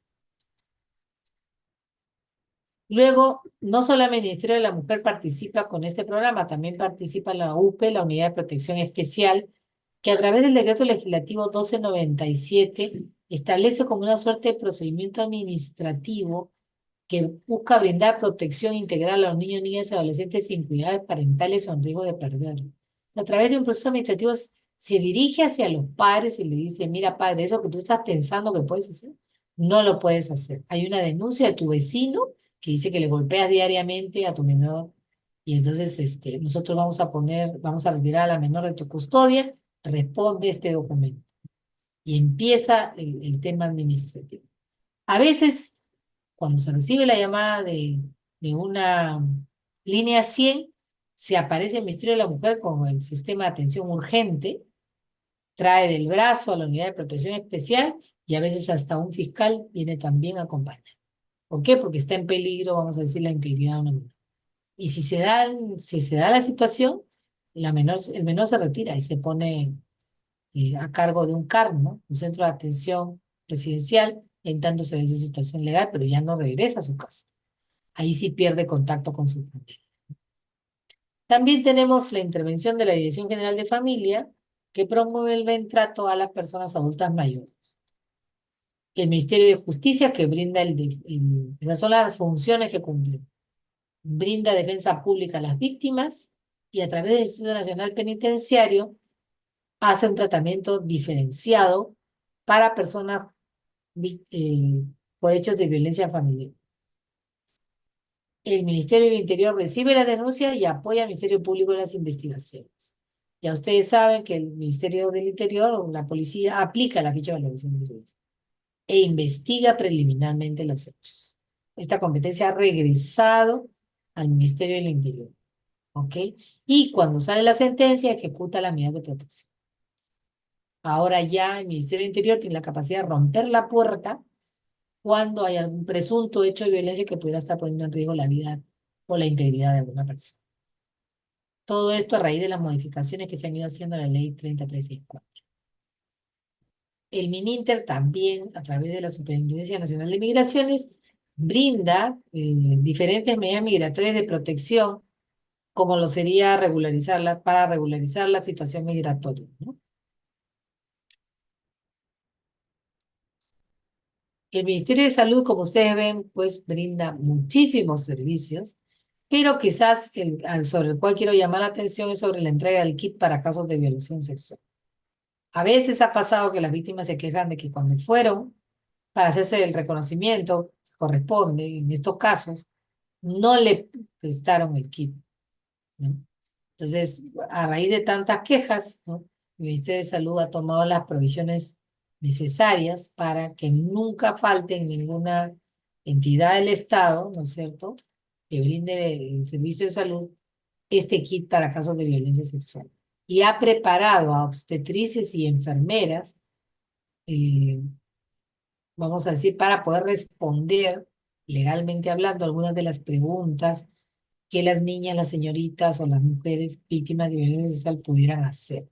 Y saben, y ellas tienen referencia y contrarreferencia con el Centro de Emergencia Mujer. Es decir, llega al Centro de Emergencia Mujer en situación de que requiere una atención de salud, la asistenta social le acompaña y la deja en el Ministerio de Salud con una ficha de referencia.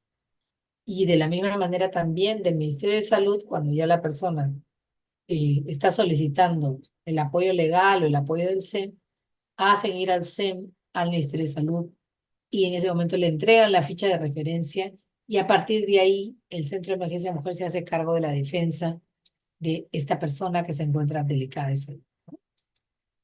El Ministerio de Educación tiene una Dirección General de Calidad de la Gestión Escolar son quienes se tienen que encargar, miren qué difícil su encargo, de la convivencia escolar. ¿Ok? Hoy en día, a pesar de todos los documentos que ellos han sacado, aún la estrategia del CICB, que es esta estrategia en la cual se puede denunciar a través de un portal web, no ha tenido los resultados esperados. En su gran mayoría, los directores se niegan a ir a denunciar situaciones de violencia, a pesar que la ley establece que tienen que hacerlo dentro de las 24 horas. Yo en alguna oportunidad trabajé en el Ministerio de Educación 4 años como jefe de asesoría jurídica de una UGEL que administraba como a 800 colegios y las llamadas eran todos los días a todas las horas: doctora, acompáñeme, por favor, que yo solo no puedo ir a la comisaría, tengo un caso. Ya como no. Entonces todo mi equipo estaba distribuido para 2 o 3 veces a la semana acompañar a los directores a la comisaría para que ellos puedan sentirse seguros de hacer las acciones que corresponden de acuerdo a la ley. No es una obligación de la UGEL, sin embargo, nosotros lo hacíamos porque no podía quedarse sin cumplir esa norma frente a una vulneración que podía haber sufrido algún menor. Del mismo caso también la educación básica alternativa, intercultural, bilingüe y de servicios educativos en el ámbito rural, busca desarrollar competencias para prevenir el acoso y la violencia sexual en estudiantes mujeres y hombres en ámbitos rurales, de pueblos originarios y en estudiantes con extra edad. Entonces, esta unidad es la que se encarga, vamos a decir, de traducir y de apoyarnos cuando nosotros no tenemos la capacidad para poder comunicarnos con algunas comunidades cuyas lenguas pues no dominamos, ¿no? Casi siempre nuestros materiales, ¿no es cierto?, nos los traducen, ¿no? Sin ningún tipo de, o sea, como parte de esta coordinación multisectorial. El MIDIS, por ejemplo, tiene sus programas adscritos y tiene dentro de sus programas a las personas afectadas por violencia y a los integrantes del grupo familiar. ¿Ok? Eh, yo creo que y me he extralimitado en el horario, no, todavía tengo tiempo. No sé si hasta este punto tienen alguna pregunta con respecto a la función que cumple. Adelante, Agar. Estoy leyendo Sí, bien. doctora. Agar, ¿sí? Estimada Aga, adelante, por favor. Una pregunta, se precisa, ¿sí? Ningún caso particular. Buenas noches, profesora. Mi pregunta era justamente sobre el Ministerio de Educación que tocaba el caso. Sabemos que cuando hay situaciones de violencia sexual, tocamientos indebidos en una escuela, inmediatamente la UGEL tiene que proceder con la separación del docente. Sin Así es. embargo, este docente se le encuentra en la UGEL. Es como si cumpliera su horario laboral en la UGEL. E incluso hay casos, irónicamente en Ibiri Masa, donde usted tiene experiencia, en el que se han quedado sin profesores y muchas veces los chicos no han querido denunciar por miedo a quedarse sin profesores. En el marco de la estrategia que nos comenta, ¿cuál sería el procedimiento a ejercer, ¿no? A realizar? Gracias. Muy interesante tu pregunta. Gracias, Agar. Mira, nosotros también hemos tenido ese problema aquí en el área urbana, ¿no? No solamente es cuando se encuentra disculpen la expresión, una persona acusada de violación sexual a un menor dentro de un colegio, ¿ok? Se producen dos acciones paralelas. La primera es inmediatamente se retira ese docente, sale en el día, así vamos a decir, un memorándum, en donde en tanto se completen las investigaciones, el docente es puesto a disposición de la UGEL. Entonces, el director del colegio nos envía al docente. Nosotros ya sabemos por qué el docente está viniendo, ya ha habido una coordinación previa. El docente ingresa a hacer algún tipo de labor dentro de la UGEL, porque no sería justo que esté sin trabajar. Si bien es cierto el señor es profesor, habrá alguna otra tarea que se le pueda encomendar. En el día también el jefe de asesoría jurídica de la UGEL inicia el proceso administrativo disciplinario, pero ¿con qué lo inicia? Lo inicia con la denuncia que yo mismo he acompañado al director para que vaya a hacer la denuncia a la comisaría. Regreso con mi copia de la denuncia y empiezo a hacer el proceso administrativo disciplinario. Entonces, el profesor se queja conmigo y me dice, ¿por qué si se está investigando usted me está viendo proceso administrativo disciplinario? Porque normalmente cuando han sucedido estos hechos ha habido testigos, hay una grabación, hay alguna evidencia de que ha habido una inconducta funcional. Entonces, yo no lo denuncio por aquello que todavía está probándose, sino por los actos que normalmente se han dado y que me permiten, en base a la ley de la ética y la función, en la ética del funcionario público, me permiten a mí retirar a esta persona vía proceso administrativo, que era algo que antes no había. Yo lo puedo sancionar y finalmente esta persona deja de pertenecer a la entidad, ¿no? Ya cuando llega la denuncia, que los fiscales son muy amables, yo colaboro brindando la información y el fiscal me devuelve en tiempo récord, ¿no es cierto? Un primer admisorio de que se admite a trámite la denuncia presentada por el colegio tal contra el señor cual, ¿no? Y eso lo incorporo al expediente. Entonces, yo no tengo que investigar el delito. Yo lo que tengo que hacer es el proceso administrativo a este señor, sacarlo del aula, luego, si se da la situación de que mientras estoy haciendo el proceso administrativo, normalmente ya salió la acusación del fiscal. La incorporo en el expediente y ya nadie discute que este señor tiene que salir. Esa es la manera como se tiene que proceder. Y a la vez, el director, inmediatamente que la persona es trasladada, solicita en el mismo memorándum u otro igual, en otra comunicación, el reemplazo. Y la UGEL tiene que ver de a dónde, ¿no es cierto? O cómo, bajo la figura, cualquier figura sea esta, locación o profesor temporal, o redistribuye profesores en alguna otra repartición, ¿no es cierto? Pero esa aula no se puede quedar sin profesor. Y nosotros teníamos 13.000 docentes. O sea, tendríamos que hacerlo de la manera que fuera, ¿no? Cuando yo llegué a mi UGEL, no voy a decir el número, habían 20 casos igualitos. Cuando yo me fui de mi UGEL, no quedó ninguno. A todos se les hizo proceso administrativo, todos fueron denunciados, todos fueron condenados, porque elementos de juicio había. Había un señor, me acuerdo que no tenía una denuncia, tenía tres.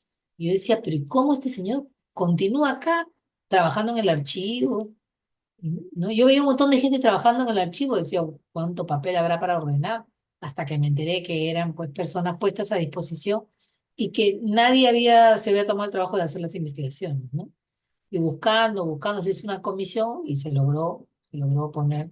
Luego esta práctica, porque antes era práctica, fue acogida por el Viceministerio de Educación y salió una norma que llegó, decantó del Congreso, una norma en la cual decía que estas personas que habían incurrido en estos delitos no podían volver a ejercer la función de profesores, ¿no es cierto?, o de educadores, ni aquí ni en ningún otro lugar porque se reciclaban. Se iban de una provincia a la otra, a la otra, a la otra, a la otra, hasta que los padres o madres de familia de esa otra provincia se enteraban de que este señor había postulado a esa plaza porque de Lima lo habían votado por esta situación de presunto violador y había venido un poco más y en calidad de púa, se enteraban e informaban a la UGEL. Ese señor que ustedes sacaron de acá, miren, se ha reciclado y se ha venido acá, ¿no? E inmediatamente como entraban por contrato primero, se cortaba ese contrato. Y así es como hemos estado, vamos a decirlo de esta manera, retirando de las aulas a personas que nunca debieron estar al frente, ¿no? Había otra pregunta, me parece.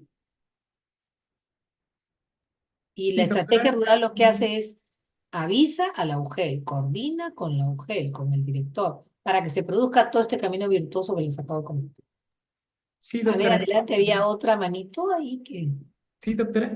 No sé si le parece, culminamos con la exposición para que quede grabado y las Ah, preguntas a perfecto, finalizar. perfecto. Sí, Sí, claro que doctora. sí, claro que sí. Ok, Gracias, doctora. disculpen, voy a continuar. Entonces, aquí tenemos que los gobiernos regionales, provinciales y distritales lo que tienen que hacer es formular, dirigir, ejecutar, promover, supervisar y controlar todos estos planes, políticas y programas, ¿no es cierto? Básicamente para sensibilizar. Cuando uno sensibiliza y la persona ya tiene la información incorporada, empieza a mirar su realidad de manera distinta.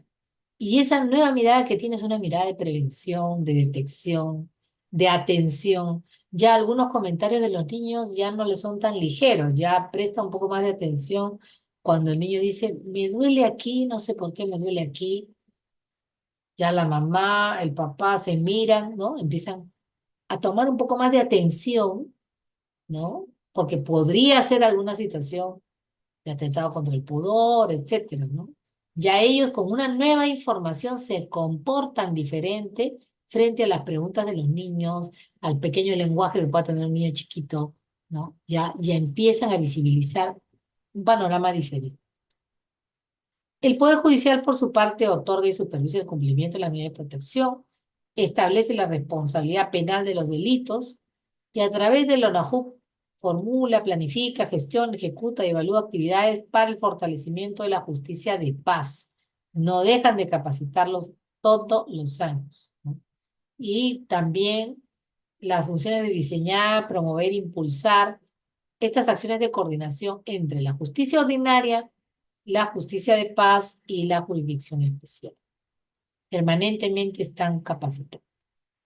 Por su parte, el Ministerio Público pues dirige la investigación de los hechos, representa a la sociedad en los procesos penales y elabora a través del Instituto de Medicina Legal y Ciencias Forenses sus guías y protocolos, pero lo más importante, hace el trabajo de la preservación de la prueba del delito. Sin eso, señores y señoras, el proceso judicial se encae.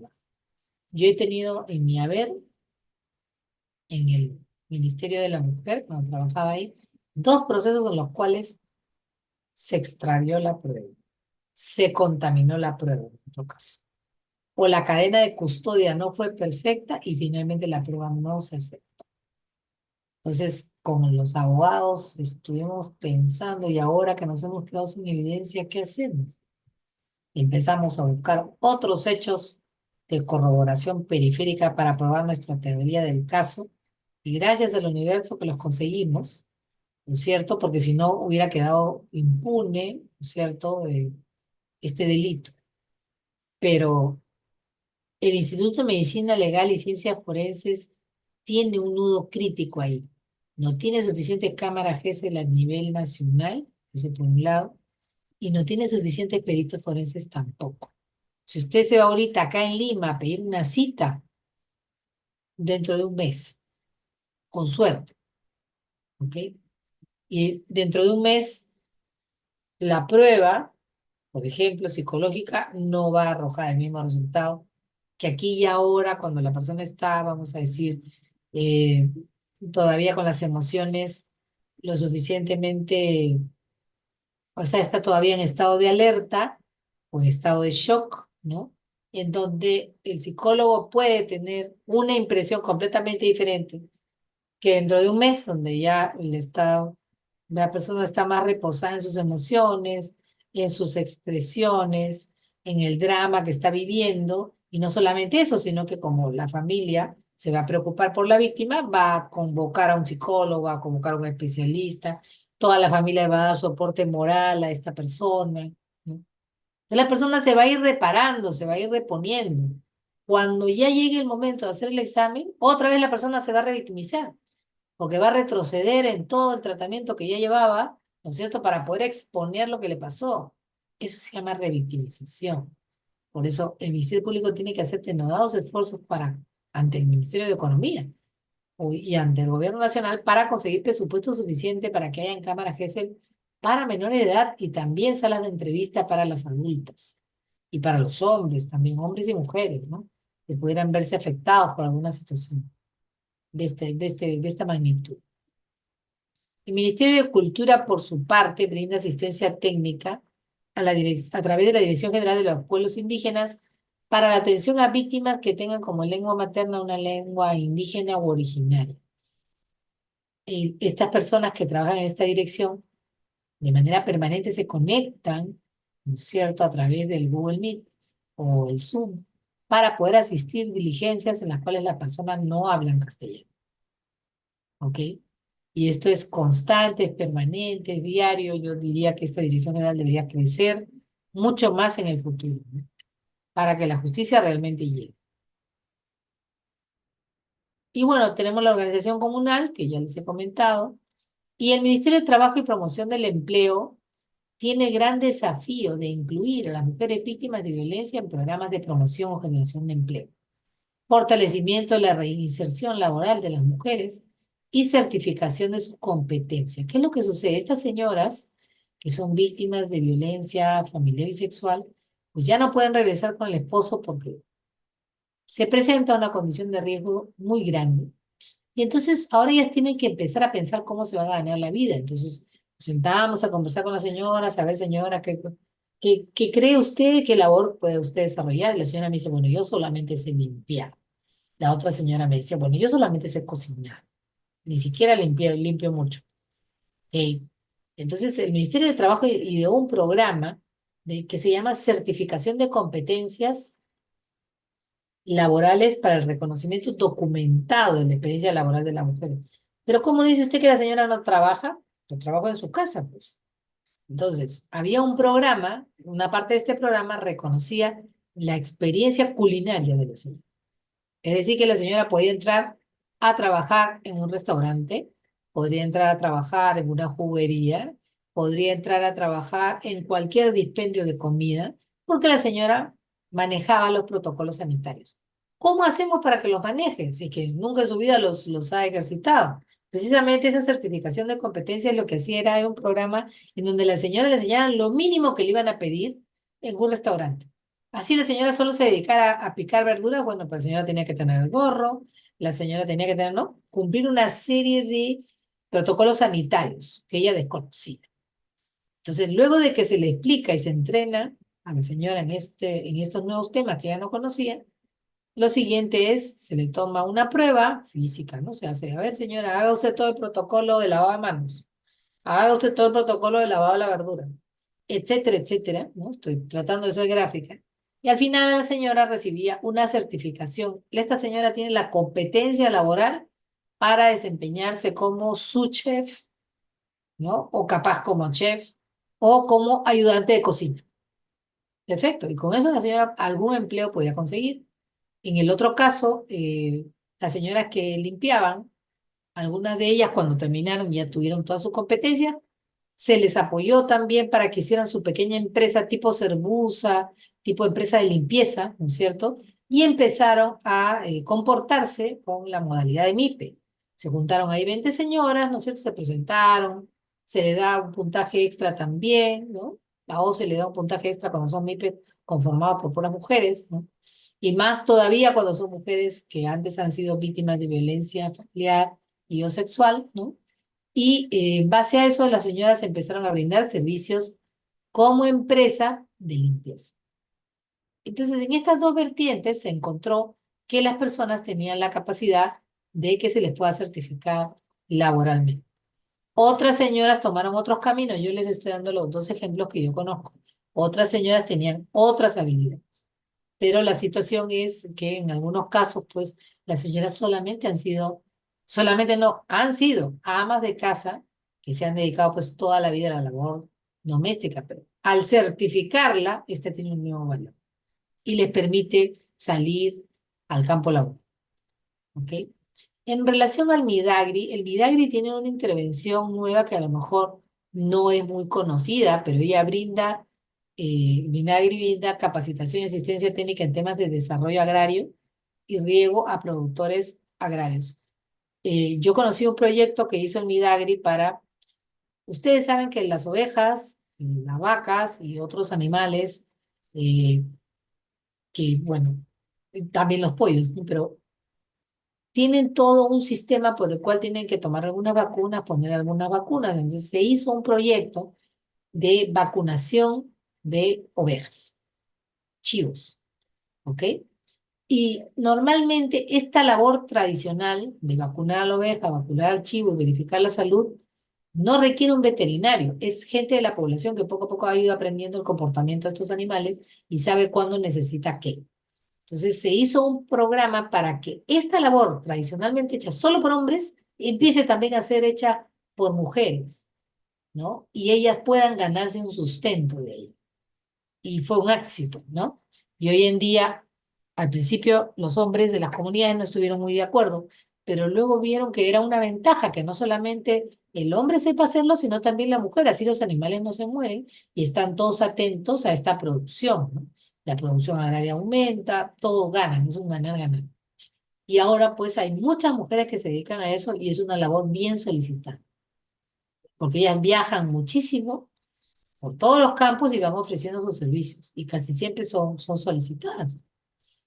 Entonces aquí, por ejemplo, esto es una labor nueva, no tradicionalmente desempeñada por mujer, pero que les ha rendido buenos dividendos. Y eso es un programa de MIDAL. Luego tenemos el Ministerio de la Producción, produce, encargado de formular, aprobar, ejecutar y supervisar todos los niveles de producción, industria, manufactura y pesquería. Promueve la formalización, la gestión empresarial, la asesoría en el financiamiento y desarrollo productivo, con énfasis en la micro y pequeña empresa. Esta se complementa con la anterior y casi con todas las anteriores. Siempre las señoras han tenido idea de hacer comercio, pero no saben cómo y no tienen apalancamiento financiero. Entonces, a través de Produce se les han mostrado cuáles son las herramientas financieras que hay y cómo pueden llegar a ellas. Y entonces muchas señoras, por ejemplo, en Cajamarca, han puesto piscigranjas con excelentes resultados. Se han juntado entre varias, habrán juntado su capital de alguna manera. El Banco de la Nación ha promovido también estos pequeños emprendimientos, ¿no? Y yo he visto en Cajamarca muchas señoras con su piscigranja propia. Comienzan con una piscinita pequeña y luego ya tienen 4, 5, 10 y ahí crían truchas. Entonces, yo les agradezco por su atención y quedo a su disposición para las preguntas que tengan a bien formular. Muchísimas gracias. Gracias, doctora. Estimados participantes, ahora sí, levantan su manito. Una pregunta por estudiante. Recuerden ser precisos para que los demás estudiantes puedan realizar también sus preguntas, ¿sí? Tenemos a Pablo que tiene activo su cámara. Adelante, estimado Pablo, una pregunta. Gracias. Buenas noches, doctora. Un poco político, no mucho. El gobierno también debería implementar mucha más capacidad económica en este tipo de casos, ¿no? Porque las personas, las mujeres que salen, que sobreviven, muchas de ellas, a maltratos psicológicos, maltratos sexuales, agresiones, a veces incluso hasta por la misma familia, ¿no? Porque en provincia pasa eso. Cuando una chica es tal vez ultrajada, es la misma familia, hasta obligan, creo, ¿no? A que se case con el agresor. Entonces, debería haber una política de apoyo. A diferencia de Lima, que cuando muchas señoras empiezan, ¿no?, a vender sus sándwiches, empiezan, el gobierno, es las mismas municipalidades, son más bien que en lugar de apoyarlas, en lugar de fomentar su crecimiento, son quienes a veces cometen abusos, ¿no? Gracias, muchas gracias. Gracias, Pablo, por tu reflexión. Efectivamente, pero mira, antes, te hablo 10 años antes, yo ya tengo como 20 años en este tema, la posibilidad de que la mujer incremente su autonomía económica ni siquiera estaba en el mapa ni en el pensamiento. De la autonomía económica no se hablaba. Recién ahora estamos hablando de violencia económica, o sea, es que antes este aspecto no se había tratado, pero son todas las investigadoras, como la que hablan, modestia aparte, que hemos ido resaltando el tema de la importancia de que la mujer tenga autonomía económica, porque no porque esté compitiendo con nadie, sino porque su realidad la ha obligado a tener que trabajar y sustentar a sus hijos, y también hay familias monoparentales, que bueno, y otras familias disfuncionales que se separan. Entonces la mujer tiene pues la necesidad de trabajar. Y entonces sí, coincido contigo, ¿no? Deberían haber más proyectos dirigidos sobre todo a mujeres que han padecido, ¿no es cierto? Y el Estado ha debido garantizar su seguridad, pero por la razón que sea, esto no se dio. Bueno, ahora existe la posibilidad de repararlas también, ¿no? Porque los agresores cometen estos actos, van a la cárcel, pero ¿quién repara a la víctima? Y además hay situaciones que son irreparables. Adelante, José Luis. Gracias, doctora. Estimado José Luis, adelante. Una pregunta, por favor, sé preciso. Gracias. Puedes activar tu audio. Bienvenido. Bien, buenas noches, doctora. Siempre admirando sus exposiciones que son muy ilustrativas. Una Gracias. pregunta con respecto al decreto legislativo 1297, me parece que dijo que es respecto a niños de la calle y en estado de desprotección, se le vincula al Ministerio de la Mujer, pero también yo estoy en Piura y se le vincula al programa presupuestal 117. Eso está bien, que dice que el programa 117 es atención oportuna a niños, niñas y adolescentes en presunto estado de abandono. ¿Es lo mismo o estamos hablando de cosas diferentes? ¿Y se trabaja con población en general o es con la población de las aldeas infantiles, por ejemplo?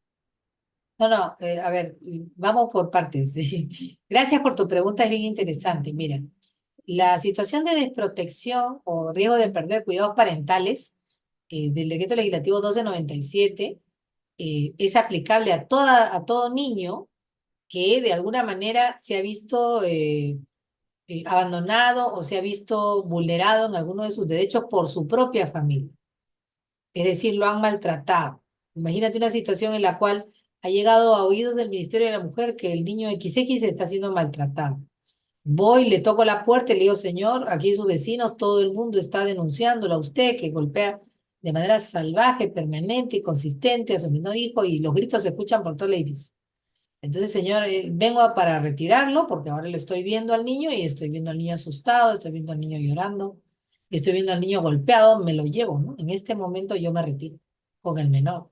Y yo puedo, como miembro, como trabajador de la Unidad de Protección Especial, retirarme de esa casa con ese menor, dictando una medida urgente en el acto. Saliendo de ahí me voy pues a disculpen, al reconocimiento médico del menor, y también luego posteriormente presento mi informe al juzgado. Y si luego de la intervención del ministerio y la evaluación que hará la asistenta social, ¿no? Y la respuesta que estas personas tengan al proceso de desprotección familiar, se puede llegar a determinar dos cosas: que este niño no está en condiciones, o sea, no se dan las condiciones, porque supongamos el señor es drogadito y la señora es una explotadora sexual de su menor hijo. Entonces, le están queriendo dedicar al niño a la trata de personas. Ya. Esos padres ya no pueden ejercer la paternidad sobre ese menor no puede volver a ese hogar. Y supongamos que no tiene redes familiares. Entonces el niño está solo. y inmediatamente se va a dar el tema de la declaración de abandono, ¿no? Termina el proceso y se descubre pues que los padres han cometido una serie de atropellos contra el menor. Los padres pueden ir presos, se suspende la patria potestad, ese menor queda en custodia del Estado, se da la declaración de abandono y puede haber la colocación familiar temporal con alguna familia y a veces esas familias, ¿no? Deciden adoptar al menor o a veces cuando no hay esa posibilidad, una vez que el Poder Judicial determina que el niño ha sido declarado en abandono, el niño puede entrar como candidato para ser adoptado. En ese caso, el menor ya perdió la protección que le daban sus padres, ¿no? Y por eso el proceso se llama desprotección, ¿no es cierto? Se llama desprotección o posibilidad de perder el cuidado parental de sus padres. Escenario 1, escenario 2, los padres se arrepienten, no son casos extremos ni severos, los padres, pues, por la razón que sea, no tienen pautas de crianza, también viene de hogar disfuncional, pues están arrepentidos, quieren a su hijo, le dicen, no, por favor, ¿hay alguna manera en la cual yo contesto, ¿no? Se contratarán a su abogado, ellos mismos contestarán al asistente social que están arrepentidos de lo que han hecho y que quieren, por favor, una oportunidad. Entonces, el Ministerio de la Mujer hace con ellos un plan de trabajo de las terapias que se van a seguir, las pautas de crianza que se van a seguir y la supervisión permanente que van a tener. Y el Ministerio de la Mujer manda a su asistente social cada 2 o 3 días a mirar cómo ese niño está, el niño, observa si el niño está contento, observa si hay apego afectivo del niño a los padres. Si todo va bien, pasado el periodo de prueba en que se ha cumplido todo este plan de trabajo que aproximadamente entre 6 meses y un año, dependiendo de cada caso, ya sale una resolución administrativa diciendo los padres han superado esta situación, ¿no? El niño retorna con los padres o el niño se ha quedado con los padres y lo que el Ministerio de la Mujer hace es sacar la resolución administrativa diciendo el niño permanecerá con sus padres. Y terminó el proceso. O sea, hay escenario 1 grave, escenario 2 con posibilidad de que el niño no pierda el contacto con su familia de origen. ¿Ok? Ese es el procedimiento al cual yo me estoy refiriendo. No sé si he contestado tu pregunta. Excelente, doctora. Damos pase a Víctor. Víctor, adelante, una pregunta, por favor. Gracias. Doctora, buenas noches. Se está viendo mucha violencia contra el niño, se está viendo mucha violencia contra el niño en los colegios, ¿no? Porque a veces el niño oculta la forma de educación en su casa, ¿no? La violencia, todo. ¿Por qué no en los colegios, o no usted, el Ministerio de la Mujer, hacen una campaña en cada colegio para sensibilizar y ver los casos que puedan ser, porque a veces los niños ocultan a veces las agresiones contra ellos, ¿no? Los maltratos, la forma que el padre lo hace, ¿no? A veces hay colegios que no tienen psicólogos, ¿no? Que le pueden tratar a estos niños, porque a veces ellos ocultan estructuralmente, no lo manifiestan. El ministerio de ustedes, ¿cómo lo ven, cómo lo verifican, ¿no? ¿Cómo lo pueden hacer en ese caso? Muchas gracias, Víctor. Muy buena tu pregunta. Efectivamente, de estos casos, el Ministerio de la Mujer va a todos estos sitios. Tiene todo un recorrido mensual, diario, anual. Todos los años va a varios colegios en particular donde se presentan situaciones de violencia y capacita a los docentes, a los padres de familia, a los mismos estudiantes. Ahí se encuentra con el programa de brigadistas, por ejemplo, del Ministerio Público. O sea, no vamos solos. Hay varias instituciones que se acercan no una, sino varias veces al año al colegio a instruir a todos. Cuando se presenta, digamos, la situación, normalmente lo que se toma son medidas legales. Ahí con niños no podemos hacer, hablamos también de las pautas de crianza, pero a los padres, ¿no? Y entonces buscamos bastante comunicación. Tenemos la estrategia de prevención del Ministerio de la Mujer, tenemos componentes que son exclusivamente dirigidos al tema educativo. Y lo hacemos todo el año, pero aún así la cobertura pues puede llegar a ser limitada. Algunos padres ni asisten ¿no es cierto? No asisten. Y cuando los docentes toman conocimiento de que hay algún menor golpeado, que viene con alguna marca de una colilla de cigarro que le han apagado en el cuerpo, o el niño se queja de que le duele aquí y uno levanta la camiseta del niño y el niño tiene un moretón gigante. En esos casos ellos llaman a la UPE, a la Unidad de Protección Especial de Niños. Y somos nosotros los que esperamos a que los padres lleguen, ¿no? Nosotros somos los que esperamos a que el padre venga a dar explicaciones de qué hacen esos moretones y esas marcas en el cuerpo de su hijo. Porque yo tengo que suponer que eso vino de su casa. ¿De dónde más va a venir si el niño es pequeño, tiene 5 o 10? ¿No? A veces ha pasado que en una sola oportunidad yo asistí a un proceso en el cual el joven tenía más o menos entre 13 y 14 años. Entonces yo lo veía un joven fuerte, ¿no? O sea, con bastante posibilidad de repeler una agresión.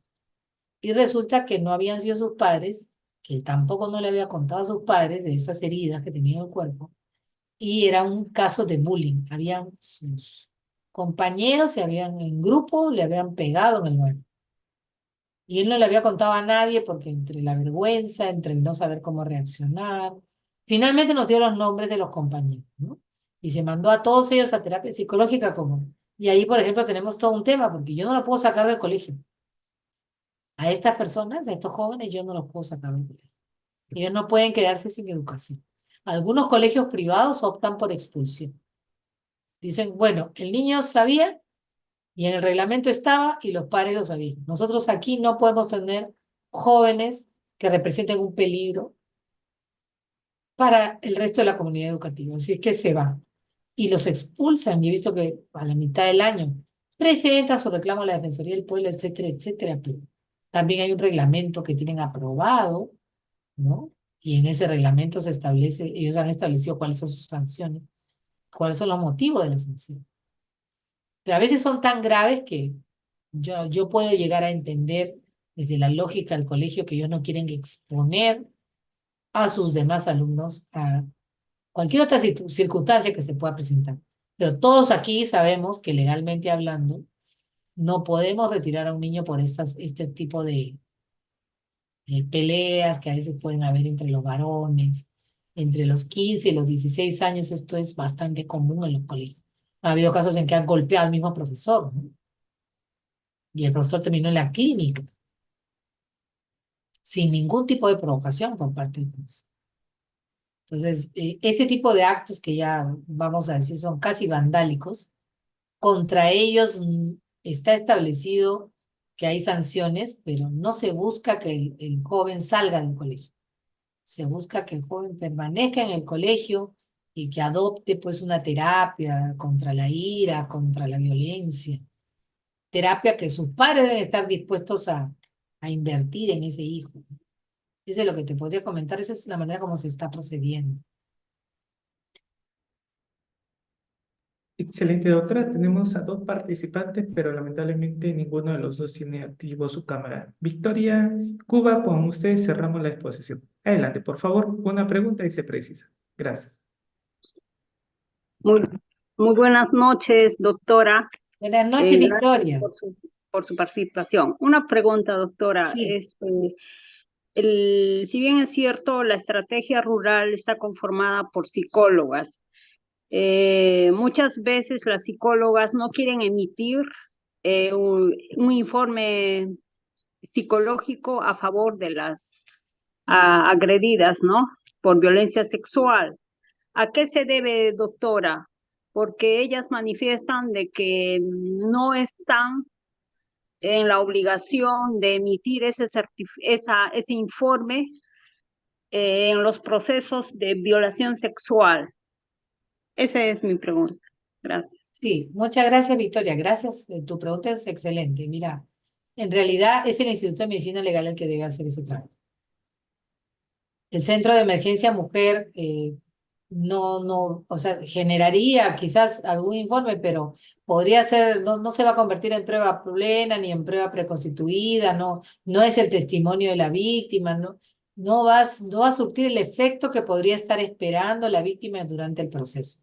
Lo que sí va a convertirse en una prueba definitiva dentro del proceso o le puede crear un convencimiento al magistrado de la culpabilidad o de la comisión del delito, son las evaluaciones que realiza el Instituto de Medicina Legal, que tiene esa función, precisamente de la investigación. Excelente, doctora. Ilian Jawid Lora, como hice mención, era la última pregunta de la exposición. Doctora, un gusto nuevamente reencontrarnos en la institución. Que Dios le bendiga. Ya estaremos programando más sesiones con usted porque realmente nos las merecemos y usted también se merece a este público que aún estando ya en 10:36 de la noche se ha quedado en conexión. Doctora, nos vemos en una siguiente capacitación en este diplomado. Gracias a ti, Reader, gracias a todos y todas por estar conectados a estas altas horas de la noche. Bendiciones para todos y les deseo que tengan una muy buena noche y sigamos en el camino de seguir reflexionando sobre la importancia de cambiar el patrón cultural que expone a las mujeres a estas situaciones, ¿no? Necesitamos más hombres y mujeres que sean voceros para conseguir una paz y una convivencia armónica entre hombres y mujeres. Muchas gracias.